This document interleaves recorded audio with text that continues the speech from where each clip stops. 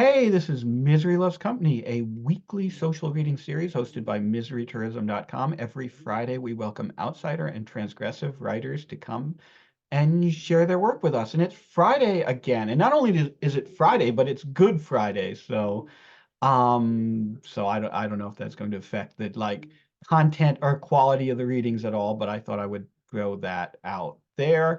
So anyway, let's get fucking started here. First up tonight is Peter Gutierrez. Hey, Peter. Hey, William. Thanks for having me. Yeah, thanks for reading again. Yep. So I'm going to read the first 9 pages of this novella called The Trees Melt Like Candles. And let me see, the only thing that the reader or listener needs to know, um, the narrator is actually in a coma. Um, and I think it may be mentioned in here, maybe not. I can't remember in what I'm about to read. But I think knowing that will, I don't know, it'll help you make sense of some of the stuff that follows. All right, so I'll get going. No one will ever read these words. There's comfort in knowing as much, perhaps the only remaining comfort. Foremost, this is my confession both to myself and to the Creator, whom I admittedly have never truly acknowledged and do so now only indirectly. Subordinately, these words are for those beings who, no doubt, are looking over my shoulder, their fanged faces pressed against the clear glass of my consciousness from their prisons but yards away. And it nearly goes without saying, for that dreadful one who is closer still. Curiously, we who have been the most inimical of nemeses are now each other's only companions. If those featureless faces had but opportunity, they would relish in torturing me. And if I am honest, what I have subjected them to is a form of torture as well. To find me and my nearby thoughts as their only source of stimulation, the only thing they experience besides soil and water and a modicum of light, and to be helpless and hopeless before me, with no chance for liberation by other hands, must be the supreme form of torment for them. So please allow me to revise that opening. No other human creature will ever read these words. To be sure, my privacy will be a refuge in these dwindling days. I can assert anything, lay bare any truth, because I am the only audience, save for those aforementioned unseen ones. Yes, for once I must inhabit only what is true, without the self-glorification and romanticism that so often accompany the practice of the dark ways. I must put down the facts without illusion and with the minimum of interpretation. These are the memoirs of a cold bout of sanity. And when I'm done, I shall review this chronicle as objectively as possible, looking for clues to the fate of humanity, should the day come when these beasts are no longer captive. What awaits hereafter is the crucial issue, then, not any individual incident which I recount. The past is but context, the given ground for what is to follow. Even so, I ought not to allow a flattened panic regarding the future to overtake me. To that end, I must continuously remind myself that, for the time being, I am relatively safe here by the flickering lights of memory, as are the surviving members of my blissfully unaware species, ravaged as they are by what I have wrought upon them. The honesty that I persist in trumpeting, if it is to be unsparing, must extend back to those earliest of times when we think our lives consist only of innocent lies. This account, then, must do away with the oh so sincere disingenuousness of, quote, good intentions. Yes, perhaps my intentions were good, to use a toddler's notion of morality, but that is not for me to say. I will mention neither my mother nor father here, though I remember them fondly, for they are irrelevant to the task at hand. They wore their normalcy quite well, and surely it kept them warm during the winters all of us must needs endure. In retrospect, I dare say that my being rooted in the mundane so firmly is what helped fuel those initial flights into the unknown. The real was sufficiently secure for me not to cling anxiously to it. a definition of childhood then. Cycles in which to soak up knowledge of the world and discharge dreams, heavy with shock and mystery, with the fall of every evening. We do not yet know as children that dreams are not real. In time, most learn that they are not. I never did. From an early age, I was fascinated by anything that prompted fright. Gradually, though, I came to find our culture's fanciful depictions of evil somewhat quaint and juvenile, even though I myself was a juvenile. In this way, it occurred to me that possibly a deeper purpose was being served. Perhaps society wanted to imagine all manner of monsters as mythic and stylized, endearing even, as a means of neglecting those real forces that chose to remain undetected. Somehow the public had convinced itself they were afraid of the crude, cartoonish shapes produced by artists and writers, while to me these figures were actually sources of comfort. They were, paradoxically, or perversely, it could be argued, protectors, these blood drainers, men. Indeed, to me, they were as new versions of Christ and the archangels, of classical heroes celebrated in marble. Fantastic beings, to be sure, but their familiarity, their easy to understand fatal flaws, contain the subtle lesson that even horror is not that horrible. One just had to understand its rules, its lore, and above all, make this critical distinction between fictional evil and the real thing. The latter, I should clarify, looked more like this to me. We peer into the darkened corners of our bedrooms where ceiling meets wall, and what we behold is unlike anything we've encountered on a screen or a page. We see white motes gathering themselves, dust on the surface of our retinal reality, swirling and dispersing. We hear a wind outside that seems to beat against the pane in time to these frantic invisibilities. And then we feel the wind itself take form. And then, no, it is a hopeless task. We can never draw accurate pictures of our nightmares. To know them that well is to be them.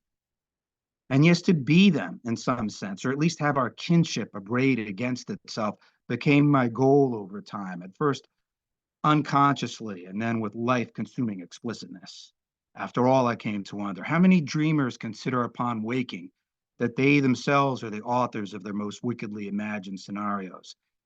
They instead prefer to act the object instead of subject, as if their nightmares had been visited upon them from some external source, and they are but passive victims. But enough of that. There's no need for pointless polemics. Let us cleave to the narrative above all else, or it will never fully be born. In short, I'd lie awake and attempt to scare myself into having bad dreams.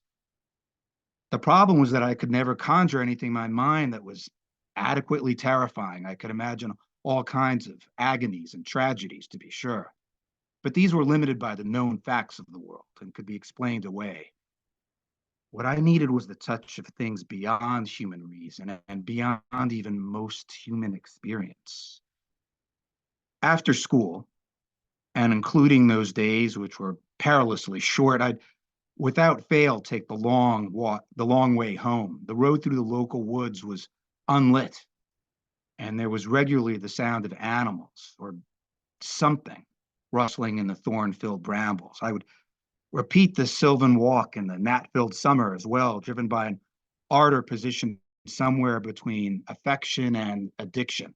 I was sensing things that were there somewhere, but I also knew that other presences were purely a product of a mind already too fine-tuned to the unseen, and now creating its own stimuli, releasing all manner of projected torment onto what was, in truth, a wholly innocent landscape. Apropos of this, I suppose, was the fact that my parents had been told by my prep school's consultant clinician that I had a, quote, rich inner world, unquote, and that this was no cause for alarm. These trips along densely treed paths were initially part of a process to call forth unknown terrors, but progressively became part of a larger recurring game I played with myself. Whenever I was put in a position that evoked fear, I would seek to invert the dynamic so that, as contradictory as it sounds, I felt stronger because of it. I would say to myself, And so what if there is something out there lingering in the shadow of the shadows? So does that mean I must shrink from it because it is unimaginably horrible? No. Rather, I, who have taken pains precisely to imagine the unimaginable, will not be so easily cowed. If my doom is so imminent as to be staring me in the face, yes, like any man, I shall succumb to the fear instinct. After all, such a response is integral to the broader and absolutely necessary survival instinct. But am I to react reflexively with terror to the unknown, even unknown evils? Am I to recoil at half or fully imagined phantoms, to the uncanny, to the darkness that pervades all mere physical darkness? In short, am I to fear that which lurks in the great realms, even if they are clearly anterooms for greater hells? No, came the answer again. That thing that lurks, it should instead fear me. This is how it started, with the notion that I, as humble and awkward as I was in most of life's situations, should become a source of fear rather than its victim. Such mental exercises, full as they were of compensatory arrogance, nonetheless became my method of testing myself, the way other youngsters tested themselves through athletic or academic achievements. That I was primitivizing myself mentally did not go unrecognized. Pantheism was but steps away.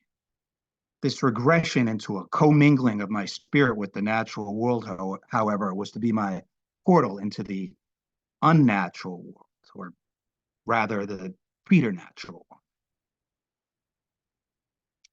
No matter how much I succeeded in, well, spooking myself and feeling slightly silly on the worst of days while unnerving myself to the point of insanity on the best of them, I would, in the very next hour, repeat the process simply to overcome it anew. The air would vibrate. The light would die in great gloomy swaths. The trees would bend away from me, from all that was earthly, and towards that which cannot be known by the earthly. I could feel otherly ideas mixed with oxygen. I could smell past and present, wounding each other and then healing into each other. I could taste the eyeless watching me. Underlying all, though, was that core bravado and that belief, the inexplicable yet unshakable certainty that in the deeper recesses I was stronger than any evil I might encounter, struck a chord that was to remain resonant throughout my life. Though I had few encounters with it in everyday life, I took evil seriously. Yet I never respected it. Short-sighted, uncreative, and often monodimensional, evil was more intriguing than what the next-door neighbors were doing, but it lacked the aura to leave me awed. Too clearly, I sensed that it sprang from commonplace human frailty, or perhaps it was the name that human frailty gave to repugnancies it did not understand. The upshot? It could be tempted, even defeated, and then mastered. At the advent of my studies, my mentality was closer to that of an amateur chess player than any sort of adept.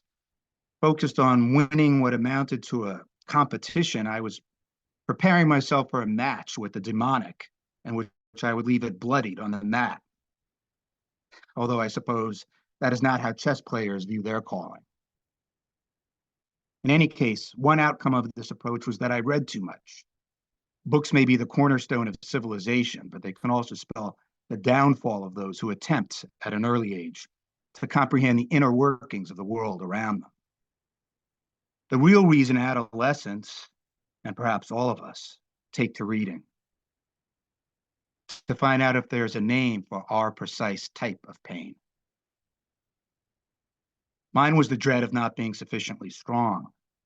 I wanted to reinforce whatever was essential about me, call it a quote, soul, if you will, though I myself was hesitant to. I thought of it more as a center, what made me, me. This project was more challenging than I could have ever imagined, and soon I found myself trapped in an Escher-style hall of mirrors, which was the real me, and which was but a rational construct. One day, I believe I was about 17 at the time, it struck me that instead of discovering my identity, I could invent one. The name given me at birth was obviously irrelevant. And so I extended that thought. Maybe everything else I'd been given to define myself with was irrelevant as well. With this in mind, I could refine myself in true depth psychology fashion. I would use some elements that were handed to me by parentage and culture, and why not? I was pragmatic, if nothing else. The rest I would sculpt with an end goal slowly coming into view. The patient hunting of the unseen entities that prey upon, through possession, my fellow man.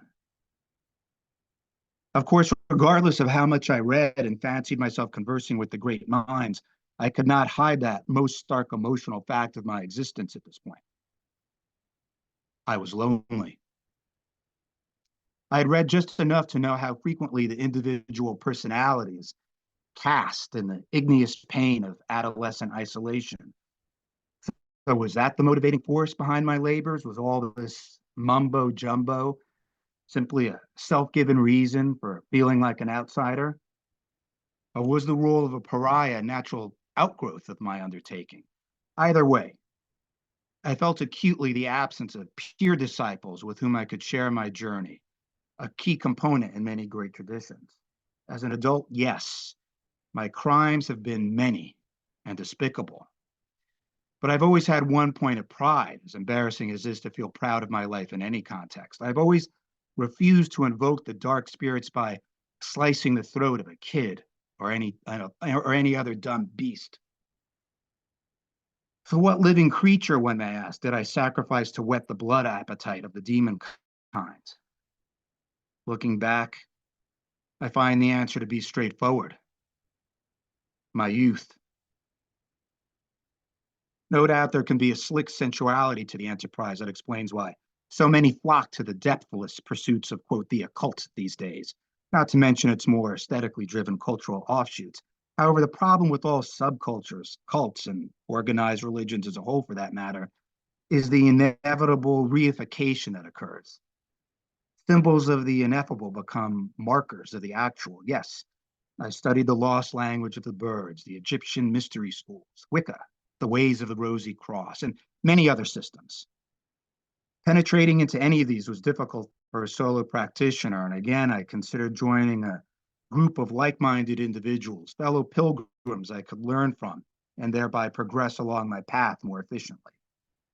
Yet, and I know this is not quite rational, I did not want to be tainted by their certainty. If mistakes were to be made in the course of learning and accruing self-power, then I wanted to make them by means of discovery, not indoctrination. As a result, I'm sure I reinvented the wheel many times over, but satisfaction came from knowing that at least it was my wheel.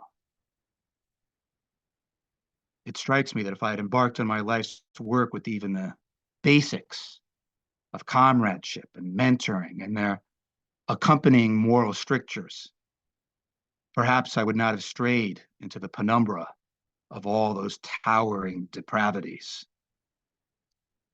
Nor would I have reached the dead end I now occupy, with its Pyrrhic victory and its static glory. That's it.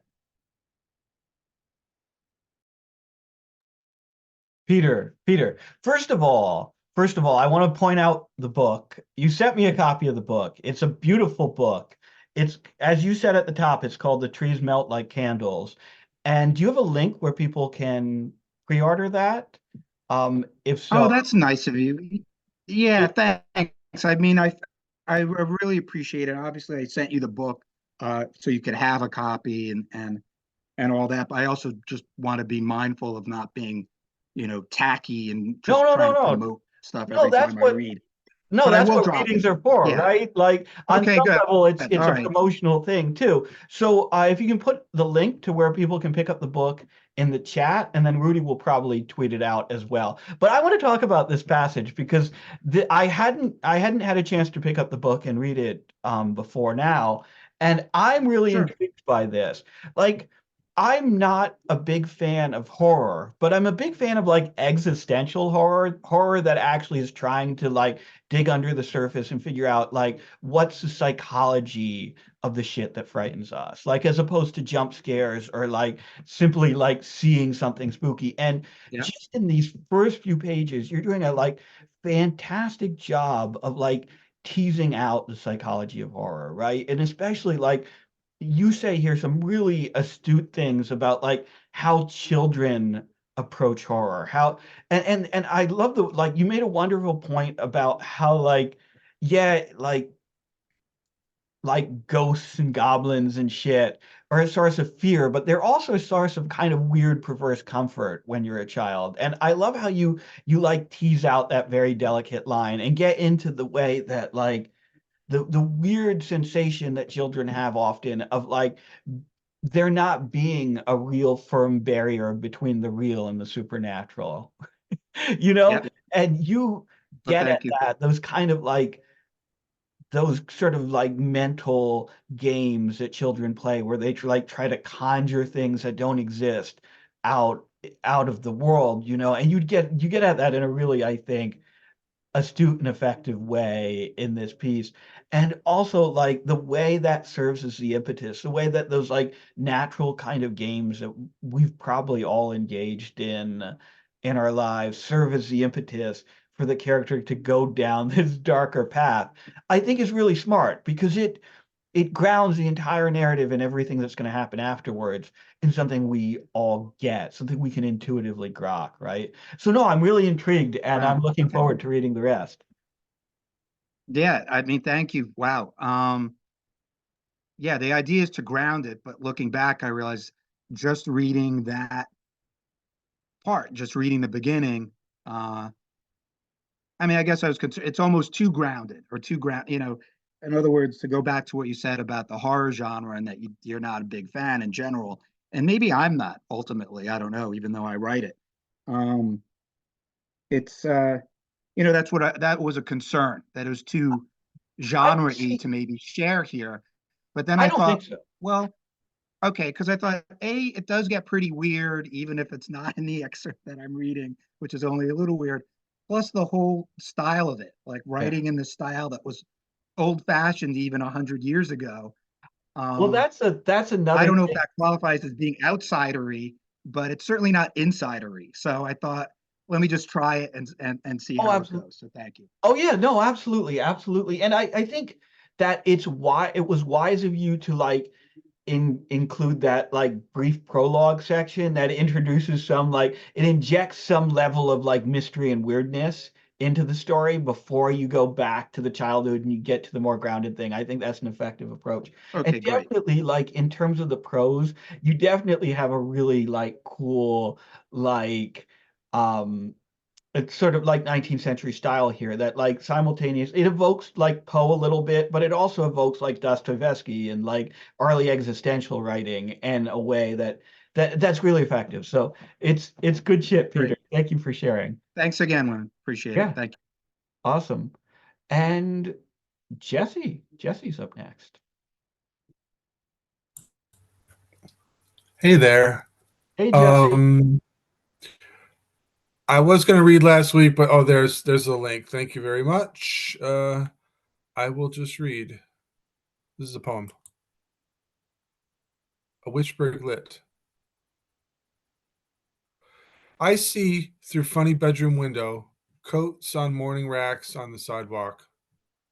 My father smelled of creosote, latex, the sex. When I'm falling asleep, the queen of night exiles me, but I'm still alive. Bubbles on surf, blaming bubbles on woman's bikini, chemical compounds, bubbles going elsewhere. Bait in a mud puddle, trick, cash luring you in, a con job. Fireworks, exploding ego, humor, dud, wet squib. I remember before I was born, ponytails had a different design I only saw on MTV. There's a book of them at school. I am the downfall of Je suis plus Yves. I'm the descent of misty newborn needle. I apologize for stabbing the newborn with the needle, being dense, fatherhood in a world of sharp things. In the morning, I crack my legs in dream shards. I'm sad that I wrote letters to Ronald McDonald and Indiana Jones.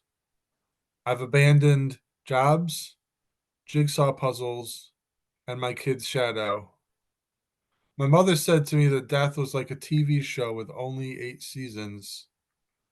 Your heart speaks to you and it says, give up that twinned icicle. A spider web expands to fill the Adirondack Park. Money pot, pot of gold, forced marriage, will there be cars or horse-drawn carriage? These immigration people are daft. It's colder than home. I'm going back home one day. I am iceberg melting. I see blackness. An iceberg melting hears tidal screams. My mother smelled of copper coins, but from ancient Europe, not America. Imagine you're a priest. I'm out of here, man. Don't have a cowl. This crack rock is not what I paid for. The trouble is, beauty is not in the eye of the beholder. Mid century wit, a, a novel's worth of last groat. What does the wind tell me to drive off the road into a telephone pole? You are getting ready to be born. You see the last person securing you to the roller coaster. Look, another one? This time it will work. What do you feel? You feel like an iceberg melting. A witchberglet feels sexual energy and anxiety that it's gone, muttering splashes, shredding spider webs in the eastern window casement. I am training to be a Buddhist cult leader with dancing statues in a triangle around me. I need a toothpick, the size of a redwood. Toddler, learning to walk, put my knees in a bridge like shape between me and the center of the world. I came to this life to lead an army of French ghosts, and what I wanted most was Scrooge McDuck's library. Oh man, Jesse, I really dig this poem. I really dig this poem because it's doing something that, like, in a broader way, a lot of your best writing does, which is that it's there's like one thread of mundane reality running through this thing and one web of like surreal, like mythic insanity running through it. And then another thread of like pop culture intersecting with that. But what you're doing in this poem is you're like weaving all that together in a really concise and really stripped back way. That's like fascinating to me, and that's it's pretty wonderful because often, and this is in no way a criticism of your style because it's something I actually really enjoy about it, but often like when you're weaving this kind of complex like mix of like the like mundane grounded reality and the more like surreal like phantasmagoric shit, like you're very verbose, and it's a very like rich dense style in a lot of ways, and here you stripped all of that back and you left just like the essence, just like this, like a series of images. Just it's like it's like a slideshow or a flip book, except that like you have no idea what's going to be on the next page because it could be like a totally normal family scene or a bittersweet family scene, or it could be like that vibrant, wonderful image of the like spider web like spreading across the Adirondack Park, which like I had to bring up as a resident of the park almost. But man, it's great. It's really fantastic. It's really evocative and it's really effective, I think. Thank you very much, William. And thanks everybody for listening. Yeah, absolutely. Thank you for reading. So up next is Josh Sherman himself. How have you sobered up, Josh? Did you take a cold shower? Did you? No, none of that. But yeah, no, I'm here. I was gonna read. So I was gonna 1 second, just 1 second, please. Absolutely. So I realized I was part of probably what is a great scam. So I mean, this Blick, who has been here in the past, has had stuff in this anthology series. It's from Pure Slush. So they're putting out like a 12 series, 12 volume kind of series on different stages of life. But I realized afterwards that like, so I got it in print. I've been in one other issue. What a great kind of Stuart Buck like grift, because so I had to pay for my copies and I always buy 2 or 3 for my own archives. If you just publish that and then you know that every person who contributes to it is going to buy a copy or two, that starts to become a bit of a racket. So I feel a bit exploited, but I'm also happy to have stuff in print. So, anyways, I'm going to read a story from it, and it's one that I actually read here earlier before it was kind of in this current form, and I workshopped it. Wouldn't say workshopped it. I sent it to people whose opinion I care about. And I'm just trying to find it, so you might have to bear with me for like a minute. I mean, this was a given, William. You knew what you were getting into. I have to find the table of contents, I think, first. Take your time, Josh. No, We're I in don't no want to. I mean, hurry tonight. We just take your time. oh yeah, there we are. There is the table of contents. Okay. Um, just gotta find my name. It should be easy. My name should scream out at me. But it's so long because there were so many. That's what I'm saying. There are literally like probably there we go, 511. Um okay. I'm gonna stop slandering the person who published this and read the story. Empathy. He'd been making the trip to the long-term care facility twice a week for 4 years. There was never any question about it. None of the mounting resentment you so often see. He'd always been so close with his mom. Close despite how different they were. Different, like how he was different from everyone else in his family. None of his relatives shared his interest in language or anything intellectual. They were practical people. When, in the mid 90s, and after several of his avant garde short stories were published in prominent literary journals, he began teaching creative writing at some prestigious program. Bennington, the Iowa Writers Workshop, doesn't matter. He never felt more removed from his family. At the time, his mom was a hairstylist, his grandmother a homemaker, his grandfather an insurance salesman. He had an uncle who was a plumber, an aunt who was some nebulous admin role. His dad, he hadn't been around. He learned that his dad wound up an office drone at a telecom company. Apparently, even his absence, the man disappointed. He'd long hoped his dad had done something creative, something to help him understand himself, to provide context. After his mom's dementia diagnosis, he began obsessing over his family tree. It was like consulting a map without a cartographic scale, distance between things unknowable. He no longer felt alienated or bitter. He just wanted an explanation. Who or what was responsible for how he turned out? Then he remembered the word searches. When he was a kid, his mom had often worked through the puzzles as she sat in front of the TV, recovering from a long day on her feet at the salon. Sometimes he'd do them with her. He loved it when she let him circle the words by himself. He realized then how some words could be special, how you could set them apart from others, the significance of arranging letters and words on a page. These thoughts gave him an idea. During his mom's first year at Whispering Pines, a home care Inc. home, he started bringing her word searches. She hadn't done them in years, but outwardly at least, she welcomed another distraction. Anyone could see why. It would be more appropriate for facilities like Whispering Pines to have numbers for names. They're industrial. People are processed. Patients are treated with all the tenderness of an assembly line.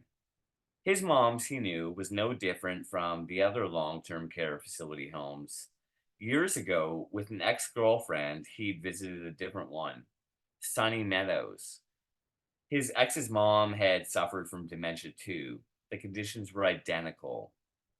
No use dwelling on it. Just do what you can.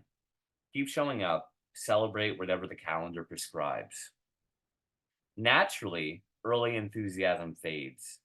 Yet, for a time, even as his mom's condition worsened, the losses mounting, there were random flashes of her old self. Sometimes he was convinced the word searches were the trigger. She'd notice the puzzles and start talking as if they were in front of the TV back in his childhood home. The doctors had told him that this sort of thing could happen. However, to his disappointment, his mom had recently been sleeping more and more. The situation had to be weighing on him when, 2 weeks ago, on the eve of another scheduled visit, he saw it on the shelf at the corner store. The biggest word search book in the universe, 1,328 Puzzles, Volume 1. Lately, he'd been bringing cheap spiral bound booklets, which had failed to arouse his mom's interest. Could this hulking neon tome revive her? He paid the $20 price advertised on the cover. Around the same time, on the other side of the city, a personal support worker was wheeling his mom out for dinner in the Whispering Pines cafeteria. The Monday menu: Southwest fried chicken with syrup, creamy coleslaw, waffle, and fruit cocktail.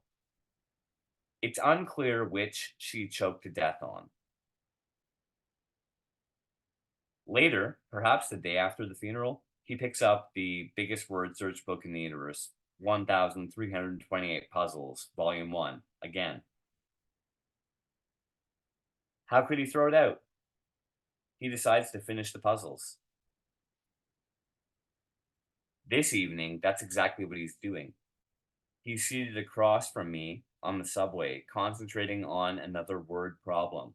Our train rushes along line 2. He's about halfway through the book. He flips a page, bites his pen. I assume the pen is embossed with the long-term care facility's logo.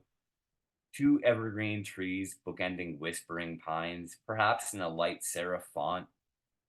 I'm not sure though. To be honest, I can't verify any details about this guy's life, not beyond this moment around 7 p.m. on February 16th, 2019, somewhere between Castlefranc and Sherborne stations. We are complete strangers. But the thing is, I'm trying to be less of a jerk these days, to better understand my fellow man. Before Isabella left me, she'd said my outlook was too negative. I was too pessimistic. She needed a partner with a kinder disposition. Well, a man can change, Izzy. This guy with his word search, though, he's testing me. How can any fully grown adult become so engrossed in something so fucking inane as a word search? They don't even have educational value for children. I Googled this as our train hurtled over the Prince Edward Viaduct. He could be solving a chess problem. There's Sudoku, the New York Times crossword, bestsellers, cult classics, podcasts, streaming music, books on tape. Last week, I observed another man looking at what appeared to be printouts of a grisly crime scene. That, too, is a healthy alternative. Even zoning out and retreating into your own mind before the brain calcifies seems like a better use of time. But that's the old me speaking up. The new me wants to comprehend, to accept. So I've come up with a reasonable justification for this man's behavior, a backstory. I'm putting myself in his shoes, giving him the benefit of the doubt. It's called empathy.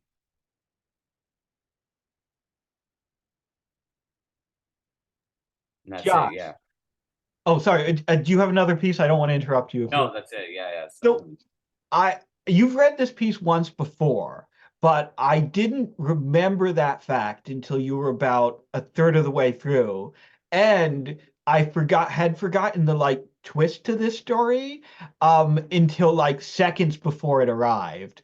And I have to say, I hope that like when you put a book of short stories together, which I think is an inevitability, like I hope this one goes in there, because this story, like with the way it slots into like the larger lexicon of Josh Sherman writing, is really fascinating, because there's such a great sleight of hand here, which is that you don't like Josh Sherman, the character, doesn't appear until about 2/3 of the way through this thing. And before that, it like has every appearance of being I don't want to say standard, but like Yeah. like roughly what you would expect from like a New Yorker style story, right? Like a very particular, it has the vibe of a very particular kind of like contemporary fiction. And like, like a short story by the book to be like cliched about it, like how you would be told to write a short story. And the way you slowly like pick at the corners of that veneer while you're going along until the point where you pull it, you like completely throw it out, and Josh Sherman, the character, pops in to tell you like why he really wanted to tell this story, what it's really about, and like the way this story like is like the way you tear it apart in that particular way is really effective and would be even more effective if it was presented within like a larger selection of your work so that people like they're like moving through and it's like, okay, this is a Josh Sherman story. This is a Josh Sherman story. And then they arrive at this, and they're like, what the fuck is this? And then just when they're like, oh, he's writing something different, it becomes a Josh Sherman story. I think that would be like really effective. Anyway, man, this is you've tricked me twice with this one. So I hope you appreciate that. No, I do, and I'm glad to hear that because that's exactly what I was like trying to do. I wanted to write something that was like, and I even cringe when I'm reading it, even though I don't think it's bad. I think for that kind of fiction, it's Oh, fine. it's I think perfect. that Like on a technical level, it's you know, perfectly like good. Jack Moody could publish that and be happy with it, but I wanted to like write that kind of thing and then pull away and be like, yeah, that's I because I have not written like conventional fiction. It's kind of this thing where it's like, can you? Are you able to? It's like with abstract painters, it's like some of them are actually quite good technically, right? Yeah, But they absolutely. don't. They do different, And so for me, it was kind of like, yeah, I want to show that like maybe I could do it, but then also just fucking be like, yeah, that was a joke, by the way. like not serious. Yeah. Yeah, no, and I do appreciate the way that you just start like near the end, like before the pivot. Like you could see it like where he gets to, she chokes on the like the pudding or whatever. You could see like your mind starting to drift, like the character Josh Sherman's mind starting to drift and go into fucking territory. Like it starts to get more absurd, and then you drop the facade. It's really effectively, I think, written. Thank you, Josh. Um, Thanks. Thanks for having me. and and up next is definitely not Josh's arch nemesis. Up next is Gianluca, who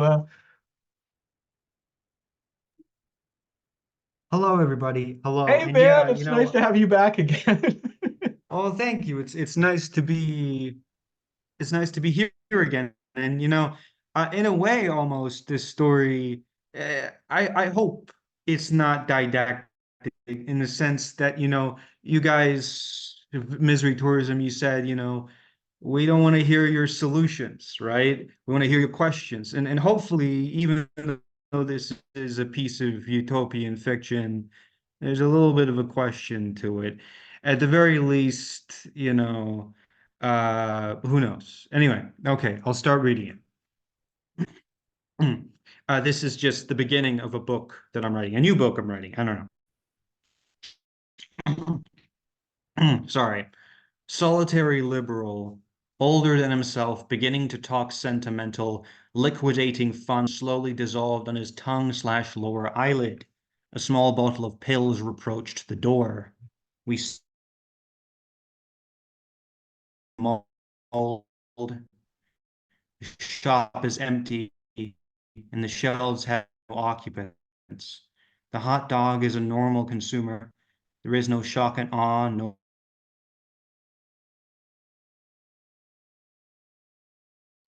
Oh, you're breaking up a little bit, man. You froze. Sorry, wait, guys.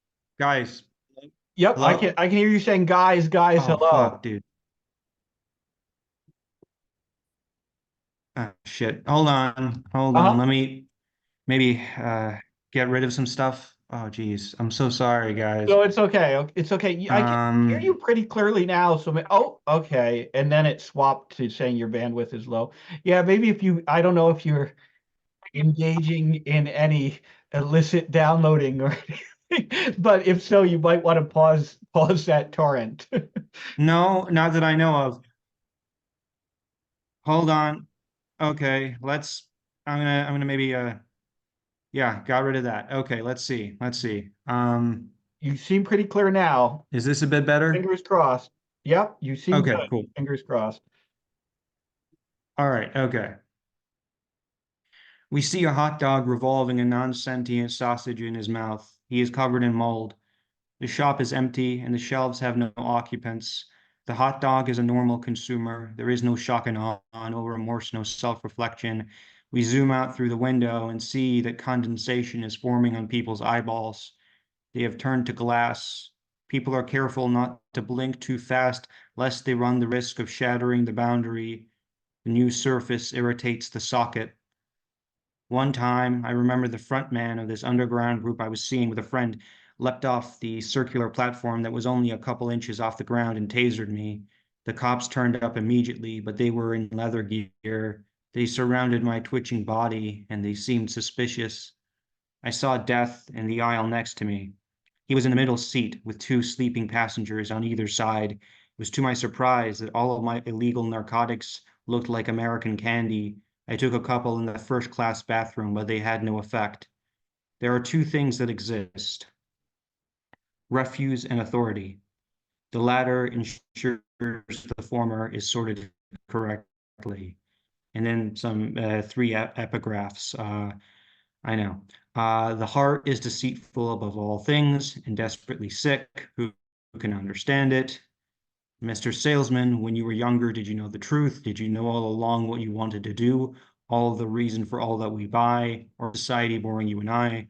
Wait, I've got something, shouted the treasurer of the Frosten men's choir when around 2:30 a.m. a round of coffee with schnapps was brought out from the Milano brewhouse. Part 1, Rainbow Staircase to Such Heights of Hockney Diamonds. Dr. Eliezer Faust had pioneered the army without consciousnness. It had previously been done with insects, and he never managed to remove it had previously been done with insects, and he never managed to remove the non-epiphenomenal elements from the vat people. They babbled like children, and yet had the vocal range of a post-pubescent individual. They screamed and instinctively appealed to the better nature of their captors. Of course, the latter description warrants some expansion. They performed such guttural pleading. There was no awareness in their heads. They were thus less than insects, and yet the surgeons often anthropomorphized the vat people. They became convinced that the raw material somehow had attained subjecthood. There was no doubt that the process was a mockery of life. However, Pericles Xiaoping long had the possibility of a campaign against the world to consider. It was understandable, however misguided, on the part of the surgeons to trust something that told them it was alive. But a system had no room for such nuance. Such individuals were rooted to other medical positions. All in all, no further harm was done. A war without soldiers would reduce itself to background noise. Participation in a war engendered resistance from those who either objected or feared death. But with war simply being a performance of struggle, an army of computers wearing human skin overwhelming the loyalist militias upon which the humans rush in to claim the land, the political decision would lack concreteness. Humans need certain markers to process something as an event. Of course, there was also the humanitarian element. Expansion of the community could be achieved without any loss of life, only the decay of a non-life associated function. The failed combatants assuming the pose of death without having passed through life. Faust himself regretted the endeavor. Something about it disturbed him aesthetically. His true ambition was to guarantee eternal life and beauty to a select group of citizens and take them to an exoplanet, upon which they would reap the joys of establishing the species on a new world. The boredom that modernity had set upon man would be swept away. All species would be unable to harm the heroic group of adventurers, every man a Hercules. Amphitryon Task was against the expansionist ideology on the basis of scalability. It would be a fantastic thing to afford the same way of living to the whole world. While their system worked in a piece of land with a 3-square-mile area, enforcing the same standard across the world would not be feasible. Instead, Amphitryon was in favor of influencing global politics via the dissemination of propaganda. It was clear to him that the offshoots of their community would be akin to the torso and stomach of the golden-headed statue. Still, the surrounding American land would be comparatively easier to control, at least the rest of Uvalde. He abhorred the use of the people, but he had to admit to himself on some level that part of this objection was based on his love of up-and-close conquering. He detested the boyish impulse to revel in the need for an enemy to destroy. While he was involved in the initial coup, a relatively pathetic land grab, he was glad that the police force was limited to 5 people with tasers and batons. The very most a policeman would need would be a taser and baton. His objection to the expansionist plan was also rooted in a desire to preserve the lives of his comrades, whom he considered to have earned the right to enjoy the vocation of knowing the community and when to waive the odd regulation when the situation called for it, before the innovation of the Bat People. It would be an odd feeling to view the fighting from afar through the binoculars and then swoop in on the motorcycle. In a couple of months, a black gas would erupt and induce sores and bleeding. There was no timeline more explicit. The termination of life seemed conceptual, like the war with no soldiers. In light of this, perhaps letting the world rot wouldn't be so bad, he thought. We'd rot too, soon enough. It seemed to him that Pericles was almost no longer a man, having been forced to think like a state, the state being, however necessary, good and just, an organism seeking to replicate itself exactly. In view of this, it made sense that domination of the outer areas would be appealing to him. For example, one area could decide to kill its prisoners instead of housing them in comfortable quarters with only as many rules as security would demand. Such is the problem with both devolved power and allowing people to riff on a good thing. Amphitryon knew that controlling, vast, not vat, a vast landmass would allow Pericles to recede further into statehood. Now, this was not a concrete political anxiety. It was something he knew, but also something it would sound ridiculous to state out loud in an argument. It was apparent that this would happen to anyone. Not so much a matter of power corrupting as power incentivizing a desire for uniformity of freedoms, or rather insulating one from the fact that one's ideals cannot override the limits of the body and the whims of the other. Amphitryon greatly respected Pericles, and knew that it was much more likely that Utopia would be embroiled in expansion if he had the job of appeasing the people. His advisors were thus akin to fingers stretching out into the material world. For it is more likely that one person is good than that many are good. Therefore, lest all the miniature rulers gather in collusion, sweep them out, democracy opened the possibility for manipulation of both the people and the principal ruler. The people would be subject to the idea that they had a choice. A political party necessarily means political careerism, and so the incentive to distort the truth. Moreover, the lobbyist class would be the individuals truly in control.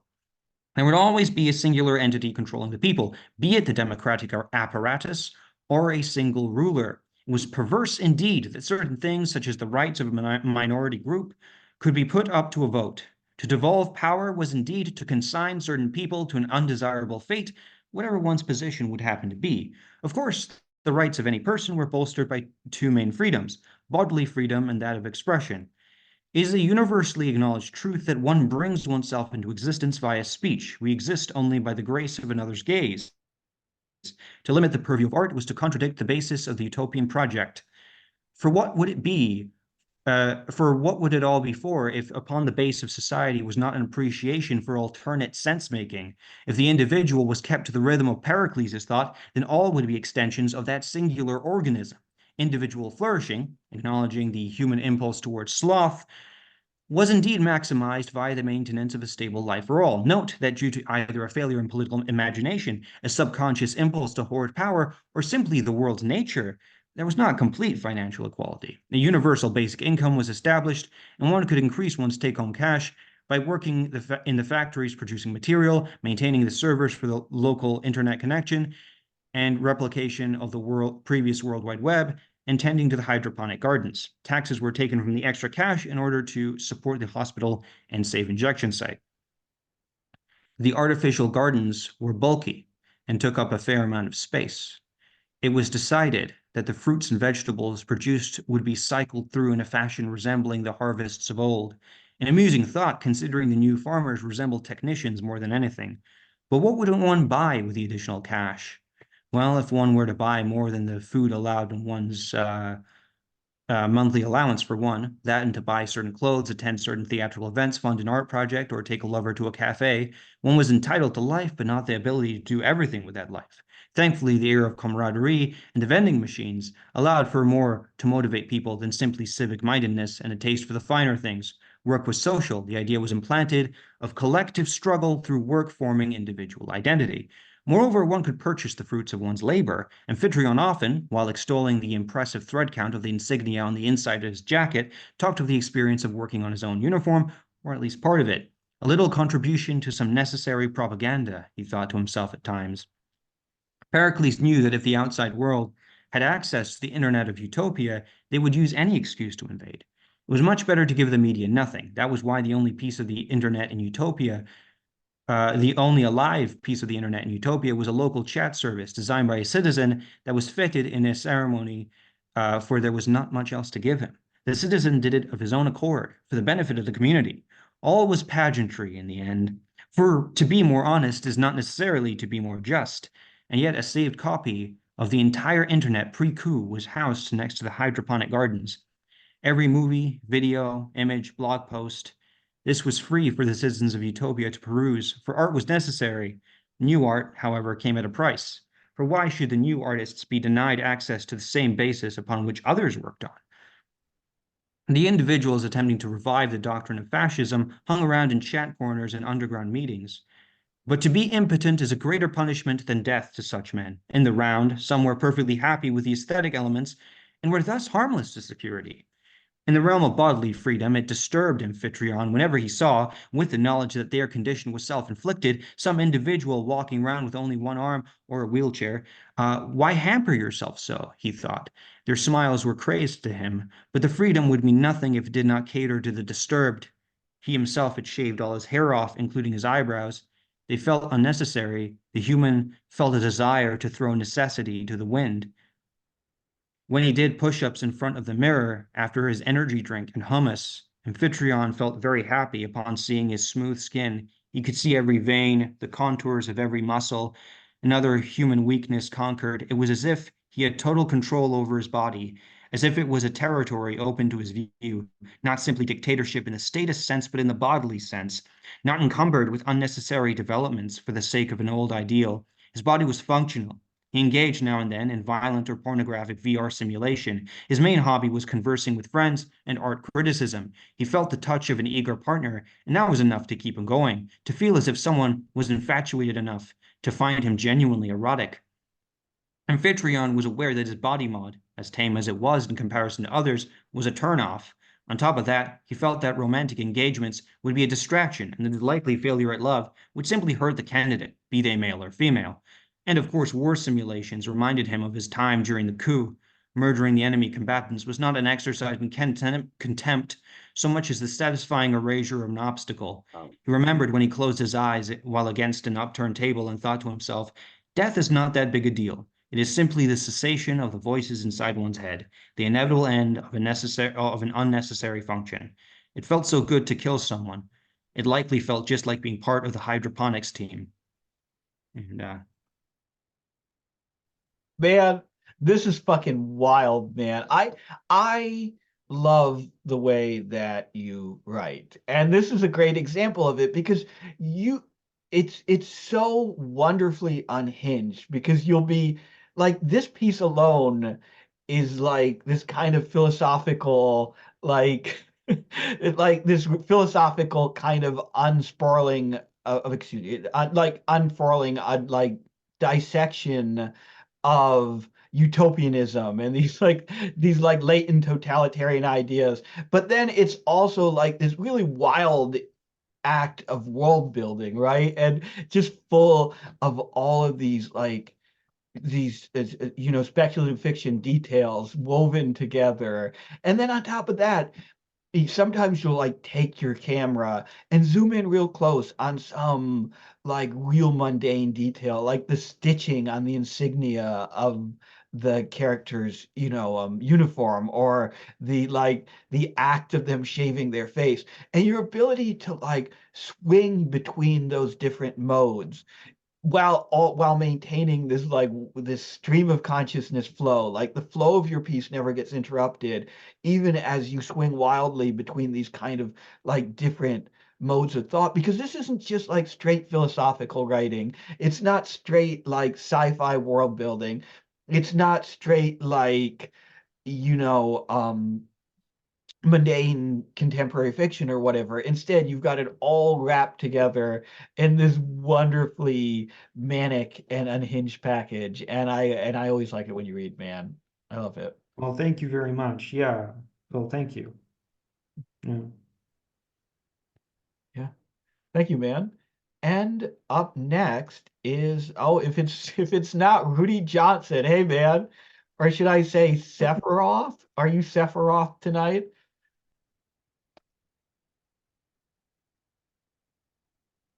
Oh, maybe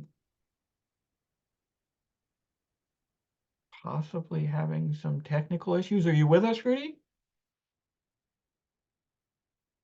Uh-oh.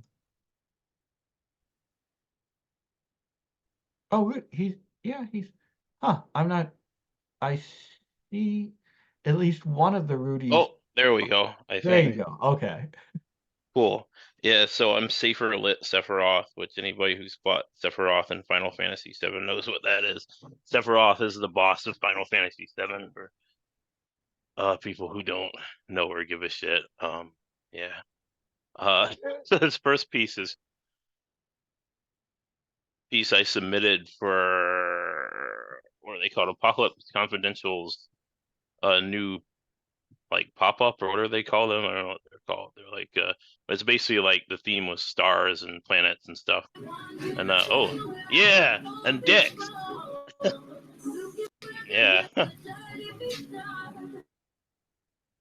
Damn rip. I was You couldn't have waiting for waited him till to I do started. that because I wasn't sure about that guy, but he was in the waiting room alone. So I thought we have a couple of Michelles who come here sometimes. So I thought, oh, maybe Yeah. that's who it is. But then, like immediately after I let him in, 4 other dudes popped up in the waiting room, and I was like, oh, Yeah, there. The name's right. Bond, Michelle Bond. Anyway, All right, so this one's called The 2 Minutes Love. Hold on. Actually really stupid, so hold on a second. I hate how Google Docs must have done something. Anyway, I'm dumb. Called The 2 Minutes Love. This link here is a video of Sephiroth supernova animation. You don't have to watch because I'm going to describe it in this poem. The 2 Minutes Love. Recalling vividly, fondly, crisply, etc. the oversized bureau in my family's living room that cradled the TV, which could be turned down but not off, sitting before its radiant glow on a Saturday evening. Adrift, me and Amir, our middle school blown to pieces for the remainder of spring break. Alice Cooper on 1490 AM, Final Fantasy VII on the telly. Final boss fight with Sephiroth, orchestral BGM flaring, battle of the bands, and the choir vocals are winning. The Latin in Grandma's Catholic Church never went this hard. Easy boss battle, complicated, temporarily by my desire to be in this moment forever. Temporally challenged by the swell of metronomic percussion projecting power and glory from the Magnavox speakers placed at our sides along with schoolish burdens.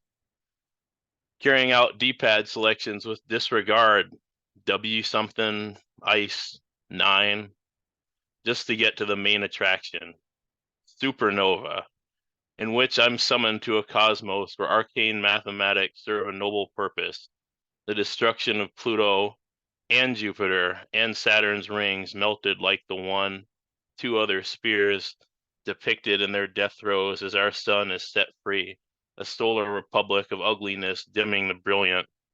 Genie, tell me again about phenomenal cosmic power, while I sit immersed at 12 in the righteous fire of a 2-minute cutscene showing our planet, I guess, engulfed. Amir is saying something about the shards of our ruined school, a husk that reconstitutes around 10 days from now, as Lichdom demands. I shush him, staring at myself and the black pixels of the villain's 44 magnum opus, loaded and spun to expand my head like so many universes.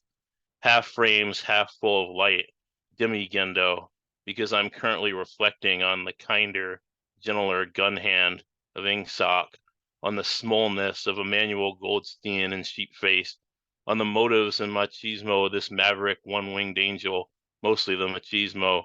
This 2 minutes love feels like a break, maybe benign, maybe schizoid, ritualistically chanting a praise chorus to a fake deity, but maybe it's deserved. And maybe the people on planet deserve what they get from the business end of this comet. Come at me with ethics or environmental messaging or dystopian horoscopes during this tick of solipsistic glee. Boy, I fucking dare you. 1984 is the year I was born. And that's that one. So I'm gonna go to the next one now. This one, well, let me just say you should watch the movie Independence Day. It's a really stupid movie, but you should watch it and love it. If you're American and you haven't seen the movie Independence Day, you must be a foreigner because you're not American if you haven't seen this movie, so fuck you. Independence Day. On the day I become a ward of Franklin County, I'll give a big salute to those galaxy brain mental health professionals who come from downstate or out of state or out of country, out of network, out of body, out of space, out of time. Aliens that move pills for big pharma and move like locusts from one rural community to the next, sitting on their iPads and MacBooks, cooking transfer requests, Apple turnovers, so they can fly to a fresh virginal shithole where homegrown problems are turning crimson. Those guys who fuck with schedules and burn bridges and feel around with snake tongues and scoff at our president, who is not in office anymore since the White House and Capitol were licked, just like we seen in the trailer. It's lucky for them that we live in a wasteland with few Elliots and no mobile homes and no theater to boot, because calls to the 24/7 crisis line make you a public enemy.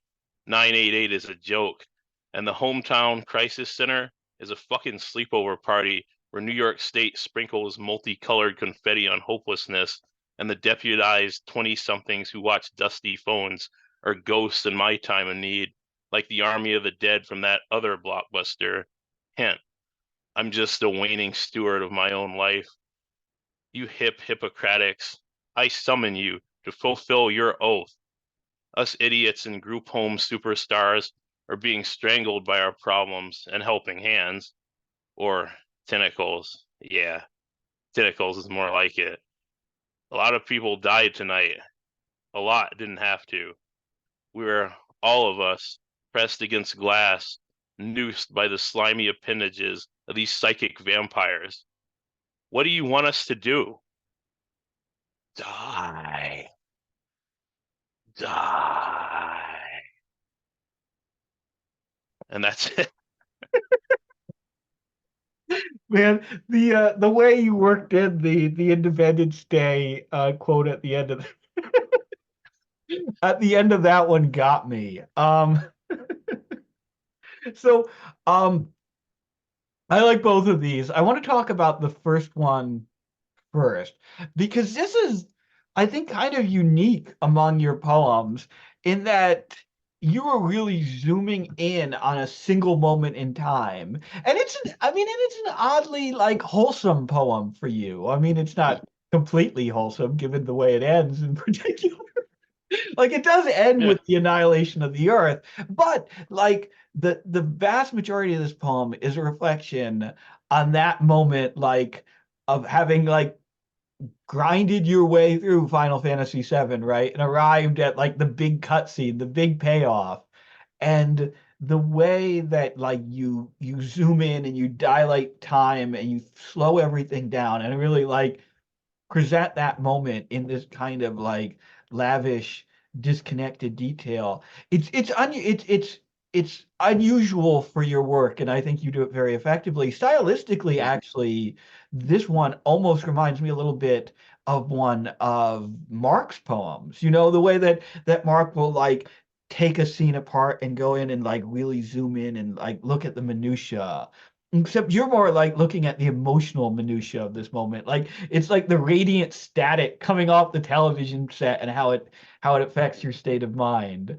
Um, so no, it's Yeah. really it's it's really good. I love like even the way you capture like small details of that moment, like the Alice Cooper on the radio mixing with like the soundtrack of the game and all of it.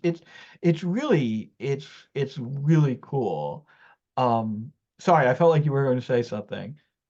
No, I was just gonna mention like yeah, this actually is basically a snapshot of something that happened. Like me and another kid that you know, I won't say his name, but um we played through this battle, and it was like really just a nice like chill moment.